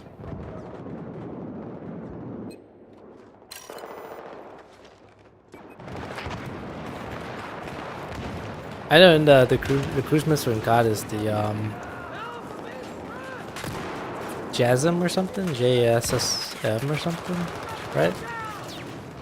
They know in the French / UK cruise missile is the Scalp / what was it? The Scalp missile. Ah. What? Let me see. How did I forget this? Scalp missile. Oh, in French, or the French counterpart is called Scalp, but I think in British it's called Storm Shadow. But I think they were co-developed, right? Franco-British low observable long-range air-launched cruise missile. So yeah, it's a British / French made. Holy shit, it was developed since 1994 and then used in 2000 in service starting in 2003. I did not know it's been that long. I think the US we have the JASM, JSSM. mean, we have a whole bunch of styles.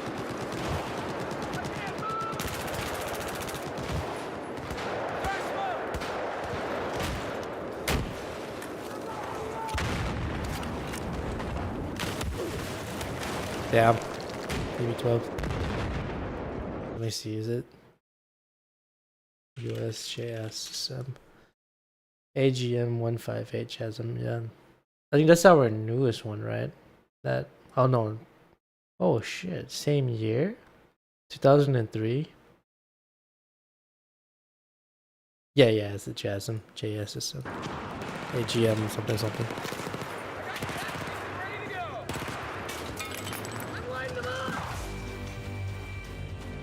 It's crazy. Wasn't there a successor to that though? Successor to JSSM.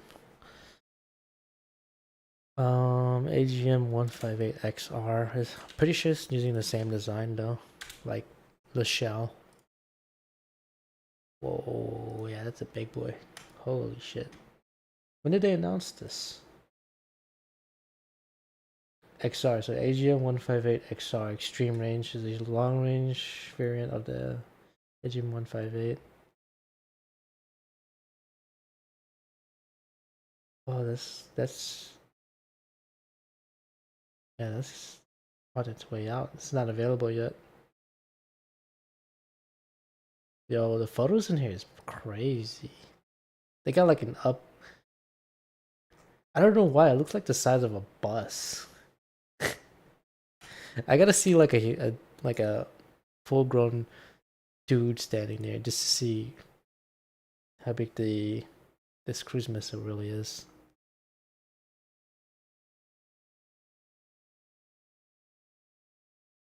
Developed by Lockheed. I guess the way they zoomed in on it makes it look like it's the size of like, I don't know, like a boat or something, like a small boat. But hard to say. That looks to be about, I don't know, 1, 2, 3, 4. Let's say those are like 3 foot each, so about 12 feet, 12 to 15 feet, or potentially like 2 to 3 meters or 2.5 meters. I don't know. That's crazy.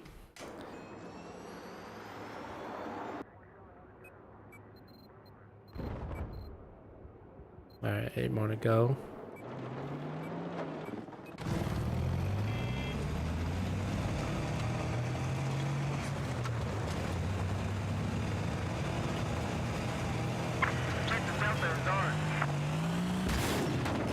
We're going Huang Yibing and Wang Shilo.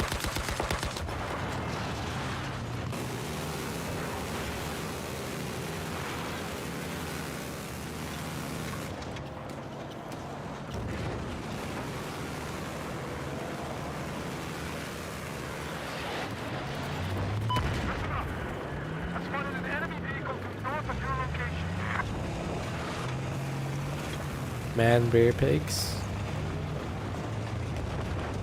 Objective Delta has been lost. I say again, Objective Delta has been lost. There appears to be enemy heavy armor operating north of the pod.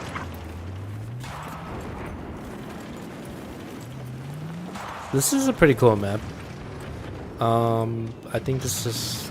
I forgot the name already. I should know this. This is not Firestorm. This is man. How did I forget? Caspian border. Shame. I don't know my BF3 maps. I think Oman would have been fine, but they need to have more structures on the beach. So there's more cover. Basically, most of the maps where there's a decent amount of cover, or like a good balance of ground cover and, you know, protect you against aircrafts, really is well received. Oh my god. See the dude parachuting. I was kinda I was leaning 50-50 on playing PoE today. But every time I tell myself, okay, I'm gonna play PoE today for last epoch, I end up playing Battlefield. I don't know why. Holy fuck, the guy was fast. Maybe tomorrow? I don't know. See, the thing is with any RPG game, ARPG, MMORPG, I have to get into a specific mood to grind. And the thing is that maybe back then I used to be able to grind like every day for a few hours. Like back then I used to be able to jump on right after work, grind on PoE 1. From like, I don't know, 5 or 5:30 to 10 or 11. Do that every day, and then on the weekends, grind for 14 hours. But yeah, I don't have the energy anymore. I just get really tired after work, so it's yeah. I don't have it in me. I used to be pretty consistent way back, but it was short-lived though. It wasn't like maybe for like a few months, so then like it's like I'm tired. I think it's just pretty easy to get burnt out. Thought you each other.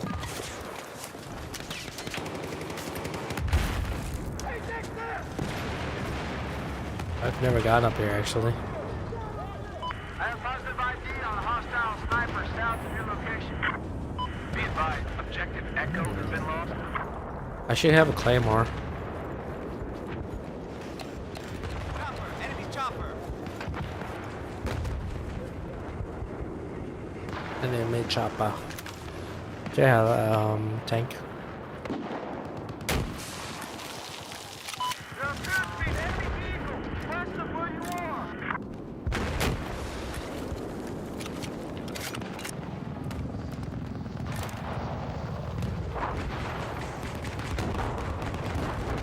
Oh, that heli just deleted that tank.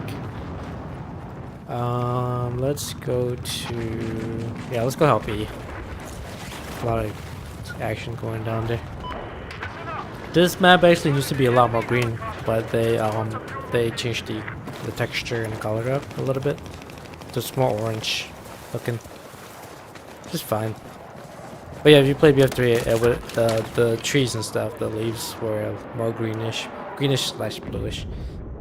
I don't know why, but I remember distinctly in BF4 they have this sepia style orangish filter, and then BF3 had like this weird like super blue tint. I'm not sure why they did that.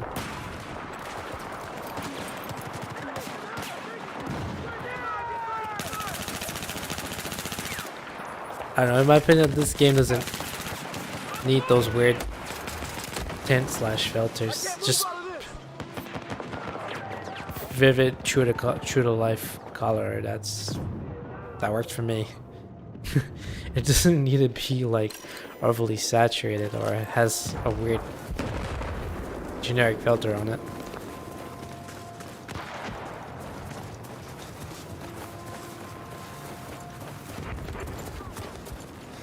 I think what they did in BF1 was pretty good.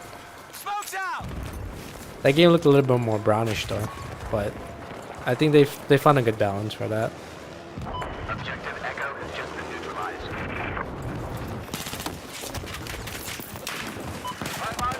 Oh! I nearly stole his kill. That was not intended.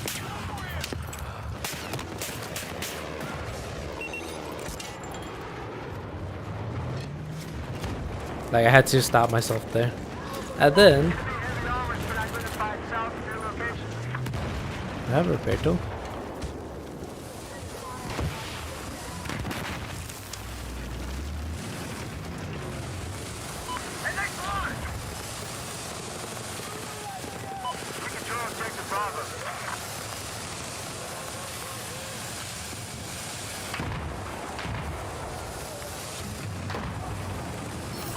Objective Charlie neutralized.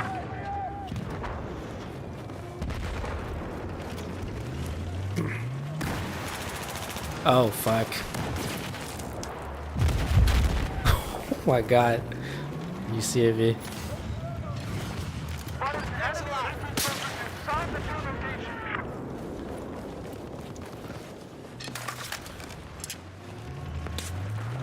Here's your medkit. Pick it up. Here's your medkit. Pick it up.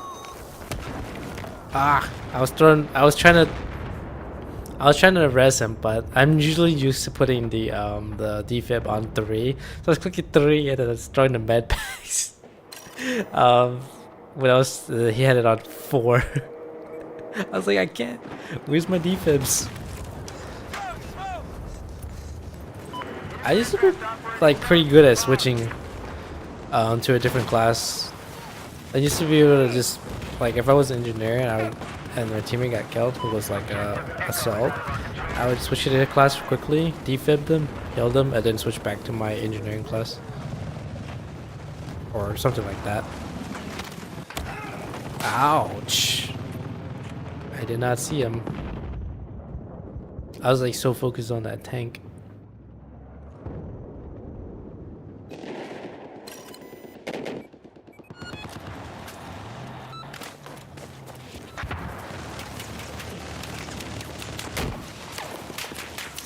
I missed.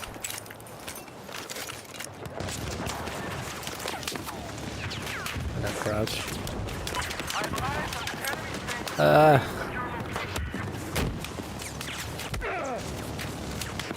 What the fuck, dude? Hey, I appreciate that. Thanks, man. Dude, he was on my ass.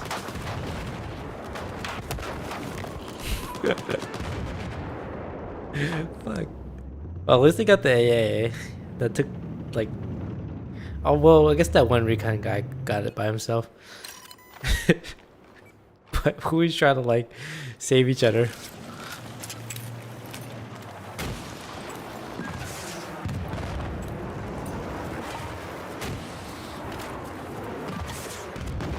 Yo, well, M1 just rolled in. Good shit. Paratrooper coming in. Feels like a cinema sometimes.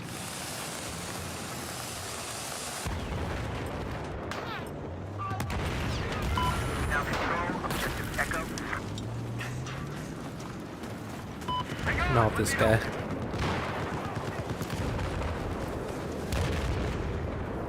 Damn, good shit. These guys are good. Wang Shlo and Yuan. I'm pretty sure they're American.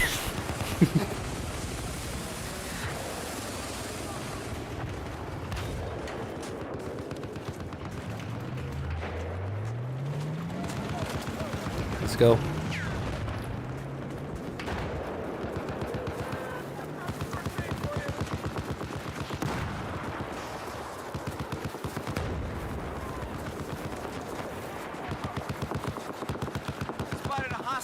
Fuck, I can't get that.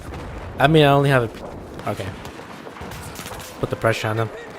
See how our like teammates are like rushing him from different angles? Oh no. Where is he? Where's his loadout? Alright.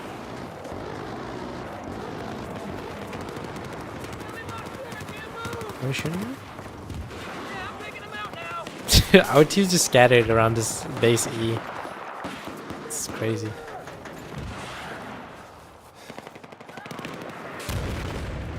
Oh shit. God damn.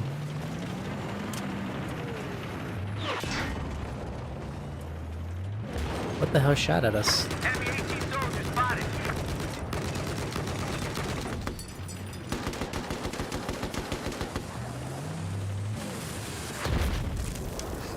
What the hell shot at us? Objective Bravo is lost.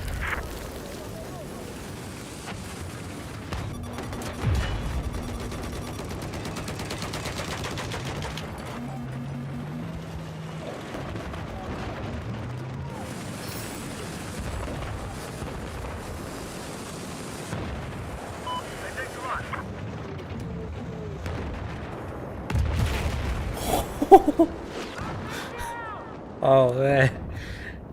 Heads Damn. up. Enemy sniper south of your location. Alright, this is what that C4. All that work.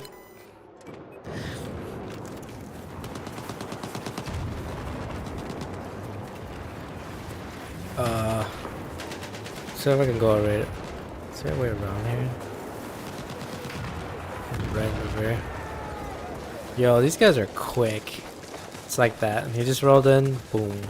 Tank is down.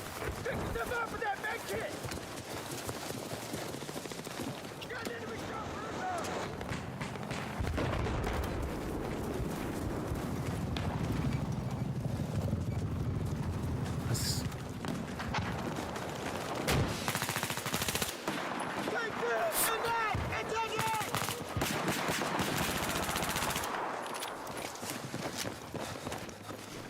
Maybe I could put a beacon here.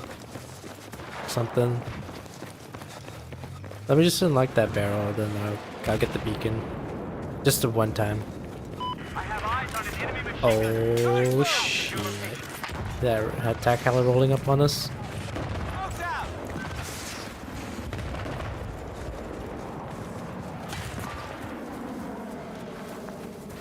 Alright, I'm gonna get some ammo. We just neutralized objective Charlie.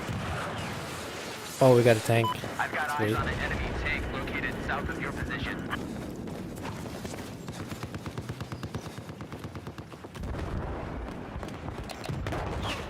Alright. We got it. D, C, and B. There's a tank right here on this road. No snipies. No snipies. That's a DMR, by the way.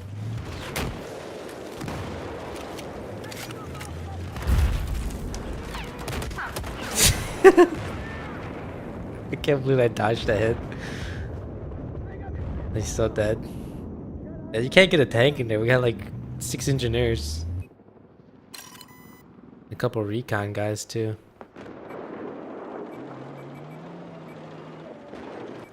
See if we can get a beacon up close.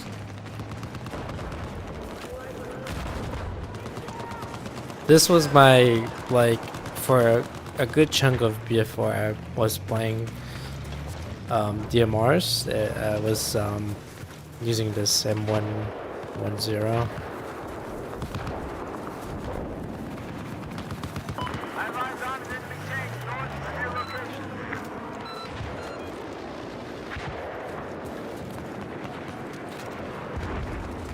Objective Delta has been neutralized. It's not the best or the strongest, but I was just one of the leveling ones. I just kept using it.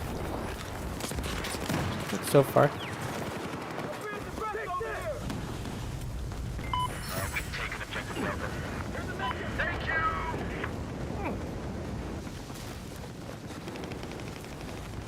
So much.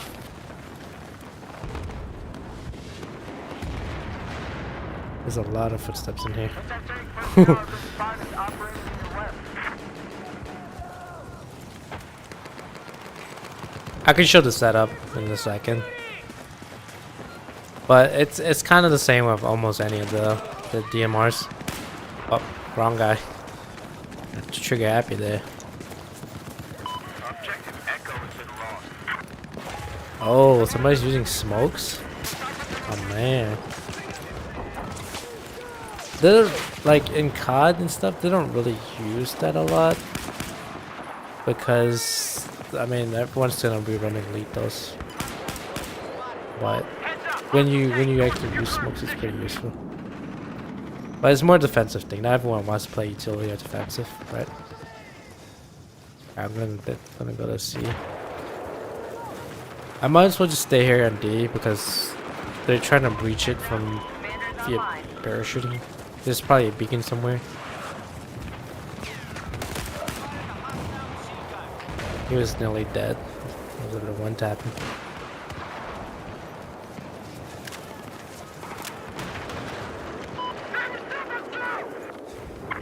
Is there a tank here or something?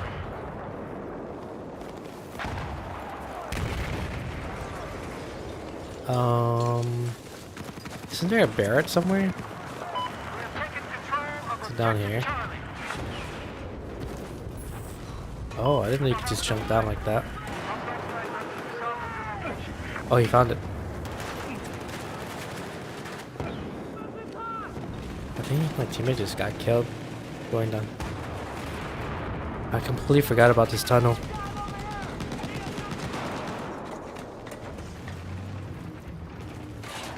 Check your maps for resupply location. I don't think you can put the spawn beacon down here. I have eyes on a hostile soldier east of your location. Then you gotta swim down here, you exit out this tunnel, and then you're on the ground. That's how they're able to get in.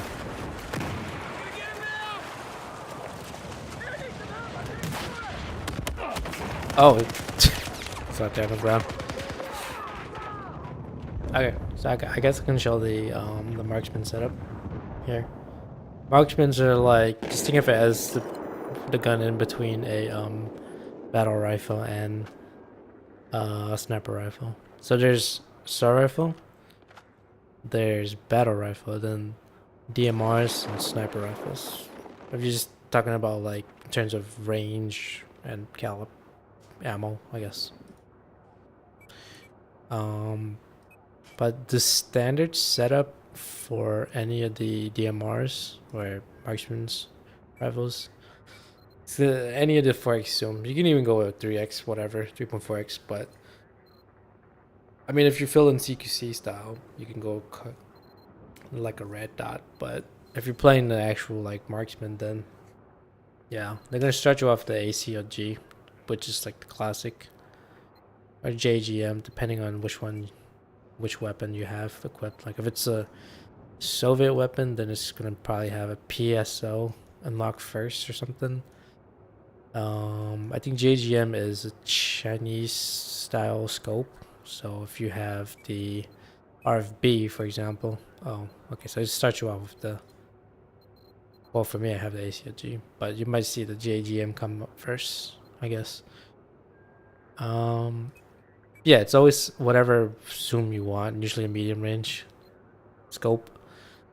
For this one, it depends. If you're going with a medium range one, then you can't equip the magnifier. But if you want to, you can set it to. You can't have a magnifier with the 2x zooms either. So you can't put the INRV and then put in the magnifier. From what I understand. Let me see.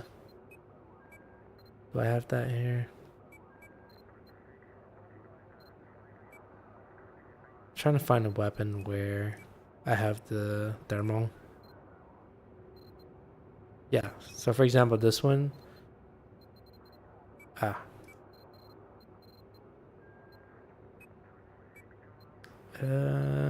Which one do I have?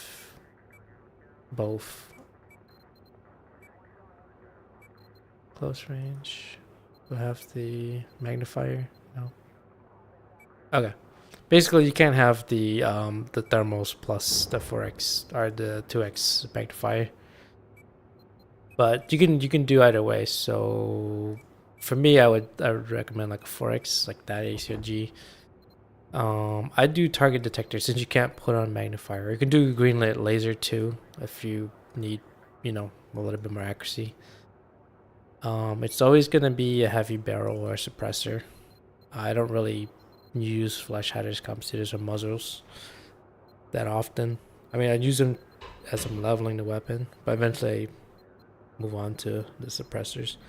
I think all the suppressors have essentially the same stats. There's no huge difference, really. You can look on SimGG to see what they are, but I don't think there's a huge difference. But if you're going for further range, then it's better vertical control, recoil control, then you're going to always choose a heavy barrel. For this one, it's either folding grip or angled grip. They're exact same stats, no difference. You could also go with the vertical grip, but I don't think that really is going to help with much. I mean, and in other games, the vertical grip is probably the best choice for the maximum amount of recoil control for like a grip. But in this game, I don't know if it changes a whole lot. You could put it on just to test it, but personally, I would do vertical or folding. I mean, angled or folding, because it helps with the first shot recoil. That's the standard setup there. And then, as I said, you can, if you're feeling like doing a little bit close range, you can just go like a red dot, the magnifier.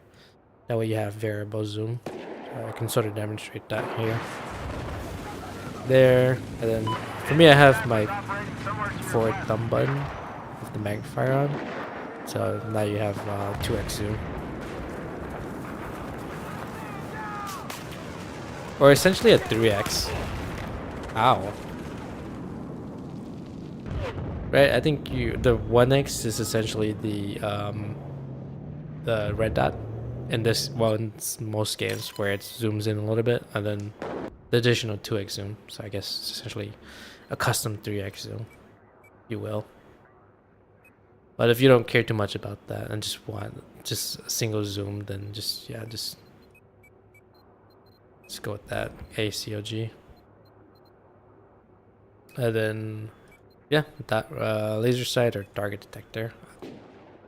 Just remember that when you choose a laser sight, you're gonna give away your position, so you have to move around here and there.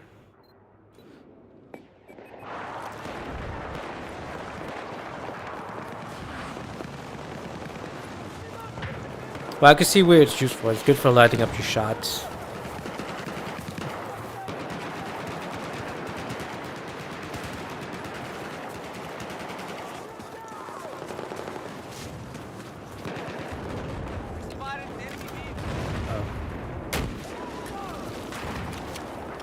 That should have been an easy shot for me.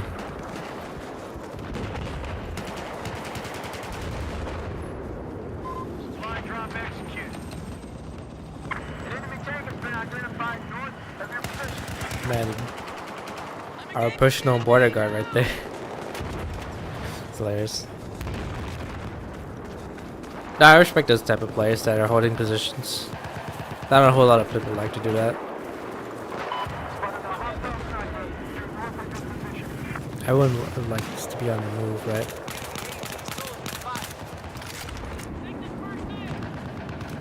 Smoke's out!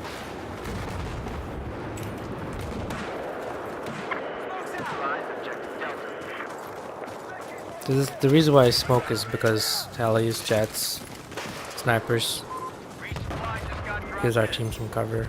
We now control objective Delta. Ooh, it's like javelin on steroids. This is by far one of my favorite launchers. Ah, damn it! I should have stayed a little bit low. But I think it shoots like 3 missiles at once, so it does pretty good damage. I think it's up to like 50% or so. But I can lock on both ground vehicles and aircrafts. Damn it. I wish this game had true physics though, like on the next BF6. Not pseudo physics.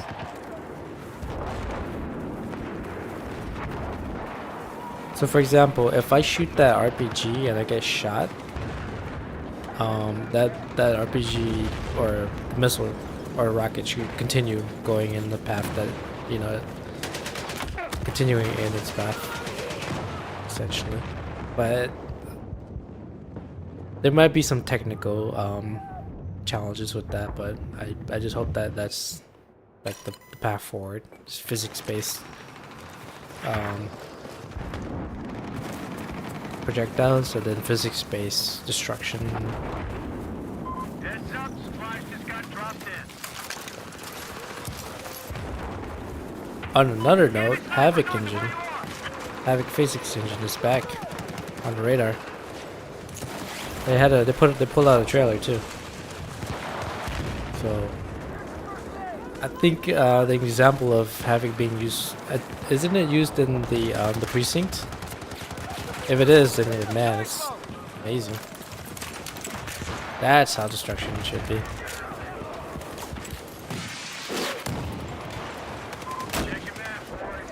That did no damage.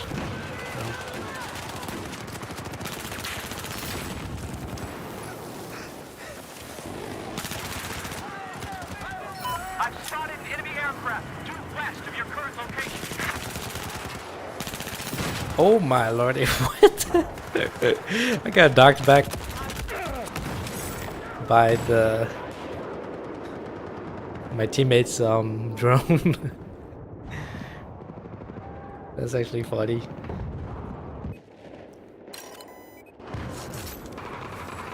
Alright, got the 3 more PDWs to go. We did all the carbines, so I mean, where goes from there? We could try to unlock all the quick bolt thingy thing for all the snipers, but that's a tough one. I mean, anything that's related to pistols or snipers is a tough, like trying to do unlocks. It's doable, but it just takes time.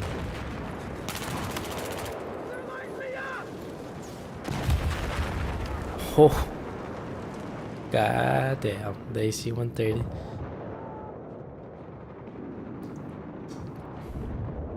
I seen the C-130 and then the C-17 IRL, like when we had the air show here. That was pretty cool. Johnson. Really want to see that. But the thing is, it's on a weekday, so it's hard to like get a good schedule in for that. G18 from the air. The fudge. Whatever. Okay.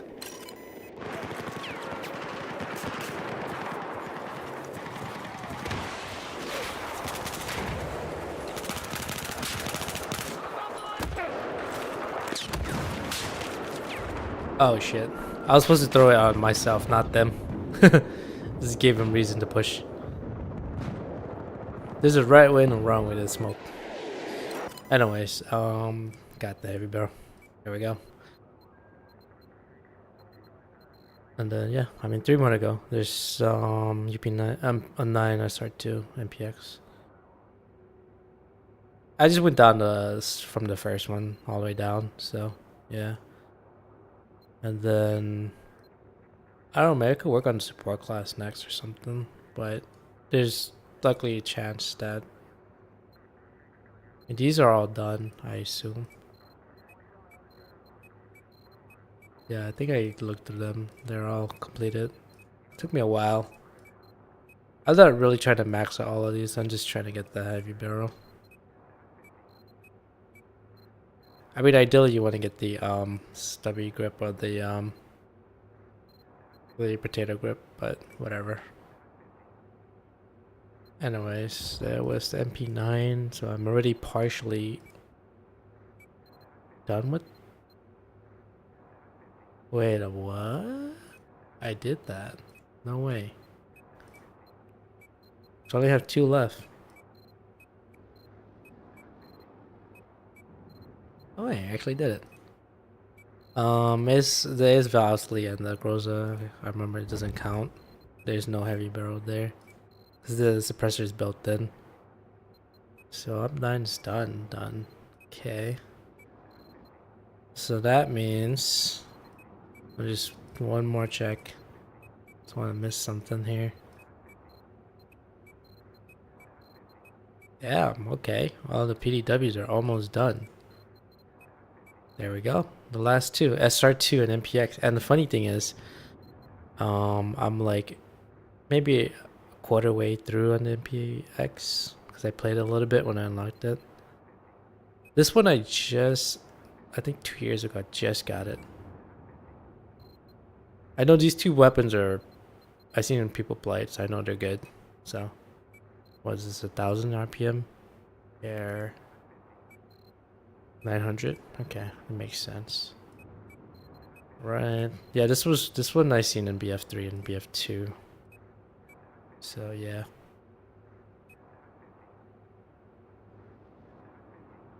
Okay, this one doesn't come with a foregrip, or only one built in.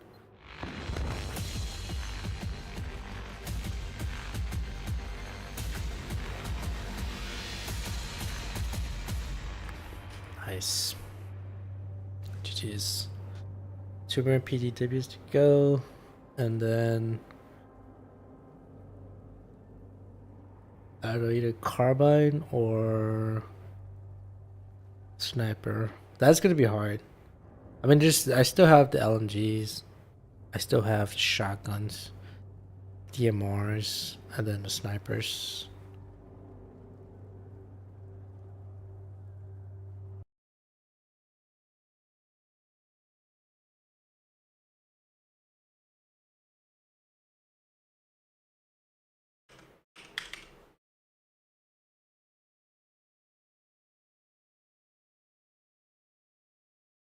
Well, how long was it buffering? I didn't really pay attention. What the heck?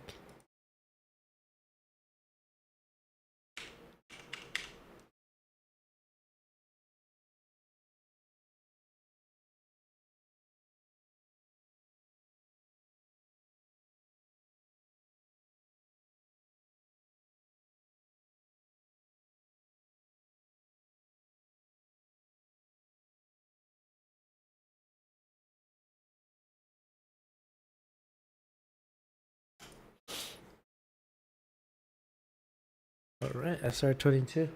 I know it's good.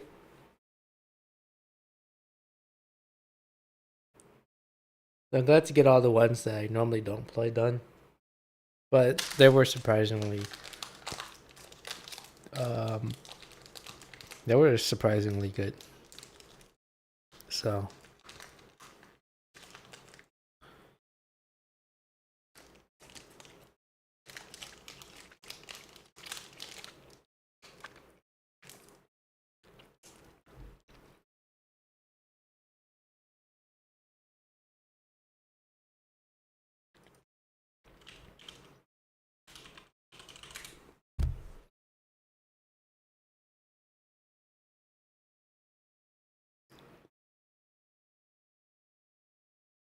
bolt action repeater.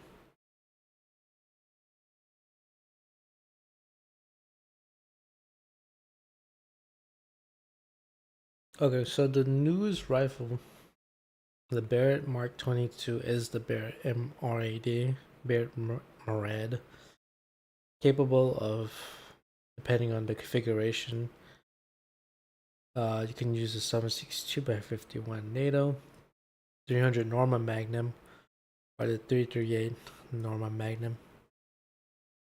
I think this was like the successor to the M98B, right? Which is like the bolt action variant, similar to, well, not similar to, but think of it like the bolt action version of the M82 Barrett, which is that semi-auto 50 cal, but toned down to like 300 Norma or 338 Norma Magnum rounds. But pretty cool um, weapon system.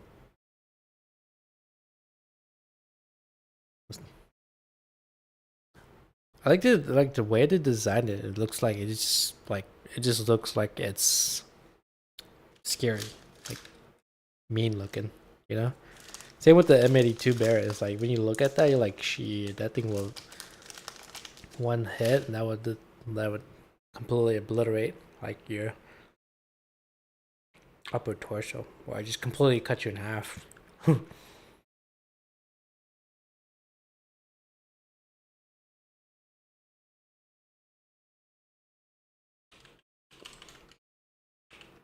Barrett M82.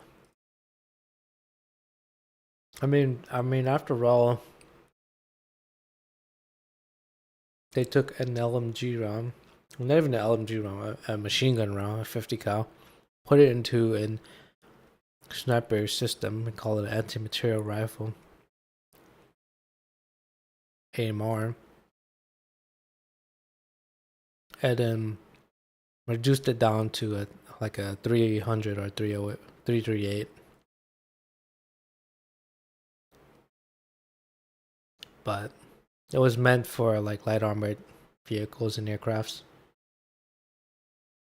originally. It was crazy.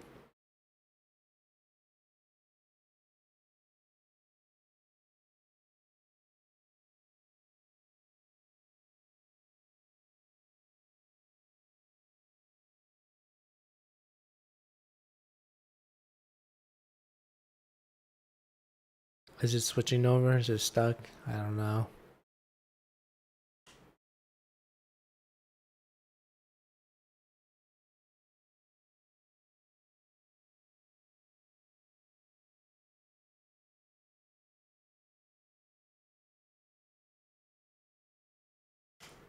All right. Stuck. Or maybe everyone's kind of like sort of stuck in this queue as well. Tomorrow, we'll see what like. I guess this is more of like a mood thing. Am I feeling like a grinding game, or am I feeling like a single player game? I don't know.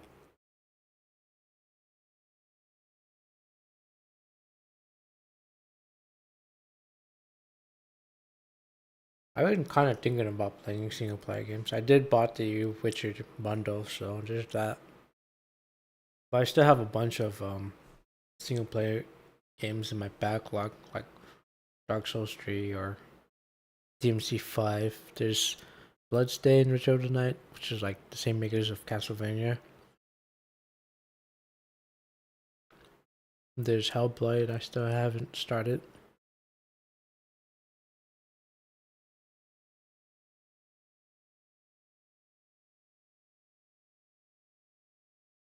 KCD 1.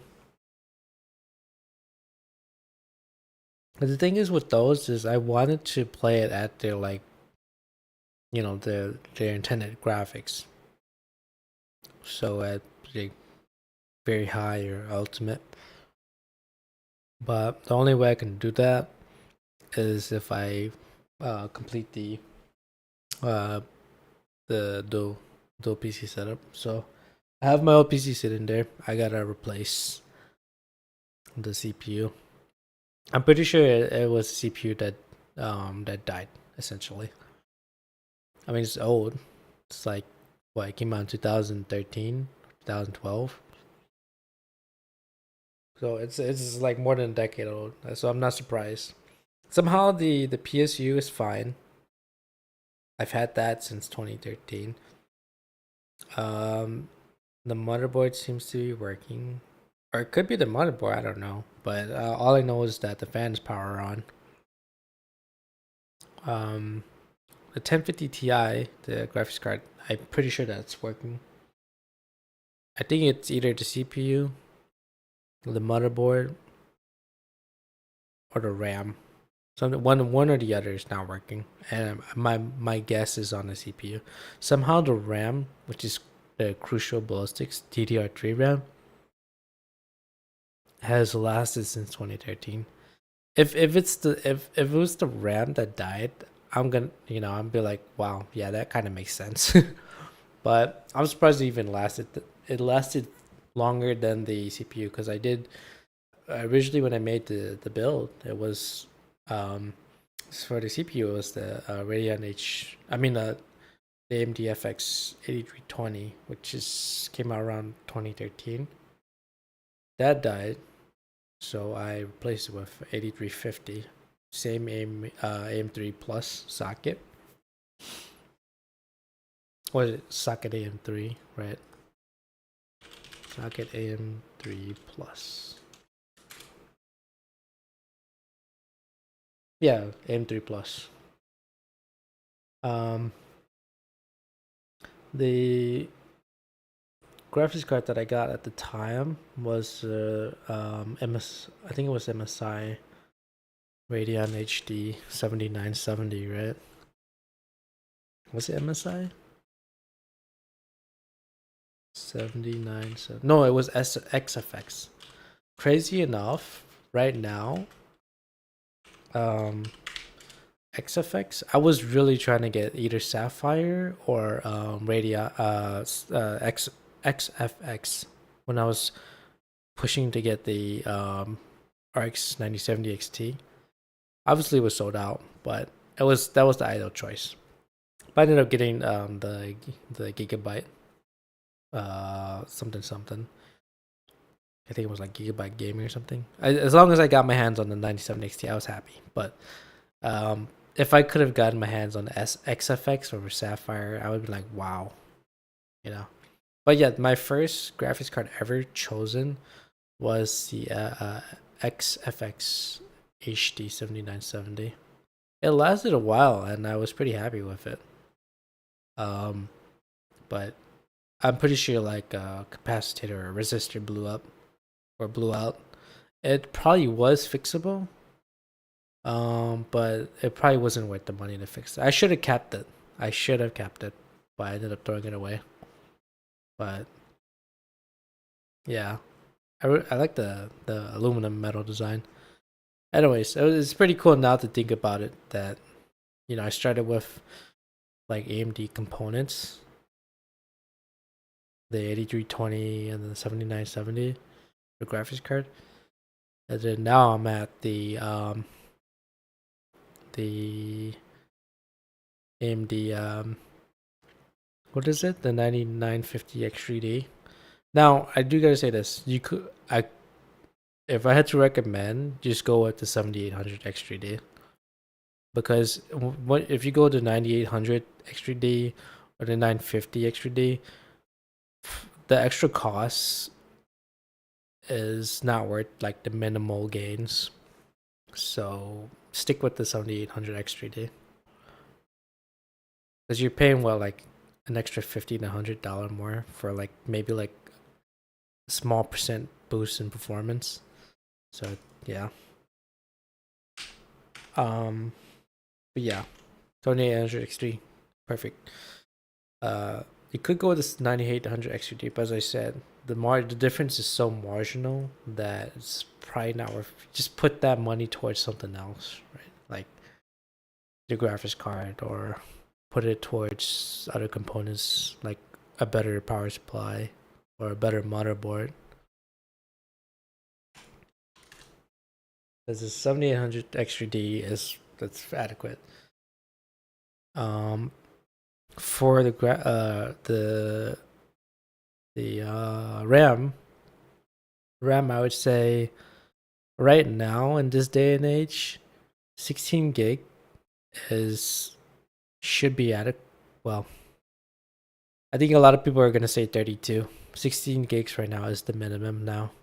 You could get away with 8 gigs, but I mean, if you're gonna be multitasking, playing games plus having a browser open or whatever, YouTube, or even if you're streaming, then I would say 16 gigs is now the new minimum. 8 gigs is like the absolute bare minimum, and you cannot go below that. 4 gigs is just not enough. So I would say, yeah, at minimum 16 gigs. 32 gigs is probably where most people are now and are comfortable with in terms of like spending.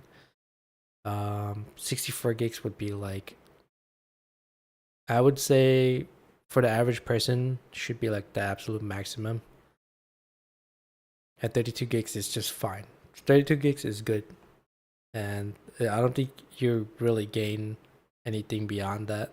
So if you're really going for it, then 64 gigs should be like your max.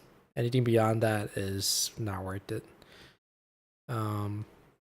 So yeah, so minimum 16, maximum 64, sweet spot 32. CPU, as I said, go for something within the price to performance ratio of the 7800 X3D. You could get away with something less expensive, and you'll be fine too. There's a decent amount of choices. For the graphics card, I would say if you're looking at like medium high end, not like the highest tip end, look at something like the 4070 Ti Super or the RX 9070 XT. I think that is for me is like near the top end, right? It's not the highest. Obviously, there's the 5080, 5090, and 4090. What you call it? Ti, I think. But those are way too expensive. Let me see. GPU benchmarks. But I think if you're going for something that is like recommended price to performance ratio, Then I think on the top, sort of like near the high end, is the, yeah, as I said, 4070 Ti Super. You go for 4070 Ti. I think the 4070 Ti Super or Ti is what is it? I think, yeah, the 4070 Ti is comparable to the 9070 XT. Is it? I don't know. This keeps changing because of tariffs and stuff. Or you can get away with the 7900 XT, but which somehow came out above the 9070 XT. It still holds up. But I think it's going to be around the same price, so yeah. 7800 XT, the 9070 was fine too. There's also the 3070 Ti. I don't know if that's worth it. People are saying the 7700 XT might be a pretty good choice. I think that's about 500 and what, like 20 or so.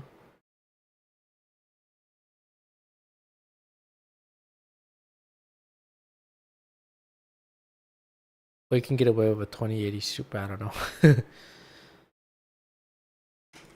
Alright, so it looks like this match is not going to happen because of the indefinite loading. I don't know. Maybe it's because ping was high or spiked at a time during the switch, like the round switch. So it probably booted me out.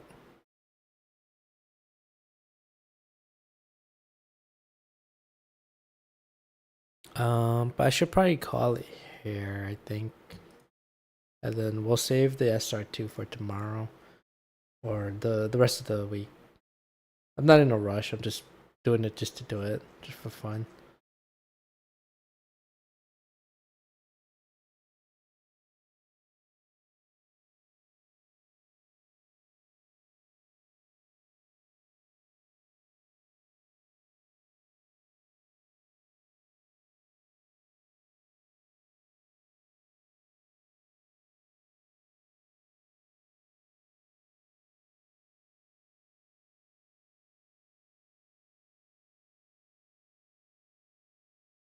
Okay.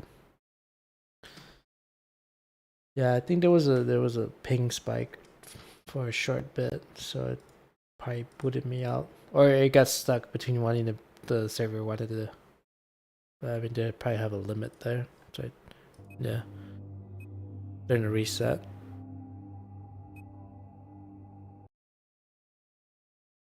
But I think it's good for now.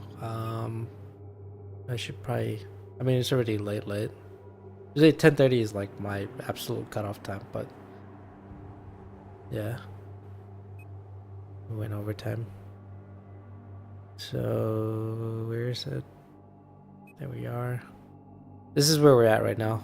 These are the last two weapons that I just need to get the heavy barrel for. Everything else I got, or some of them don't have it. So yeah. But I'm sure this one's gonna be fine. This is 900 RPM, very popular in BF2. I think it was in BF2. Pretty sure it was. So yeah, probably gonna do fine. It's just the player. Point. Anyways, I should probably head out.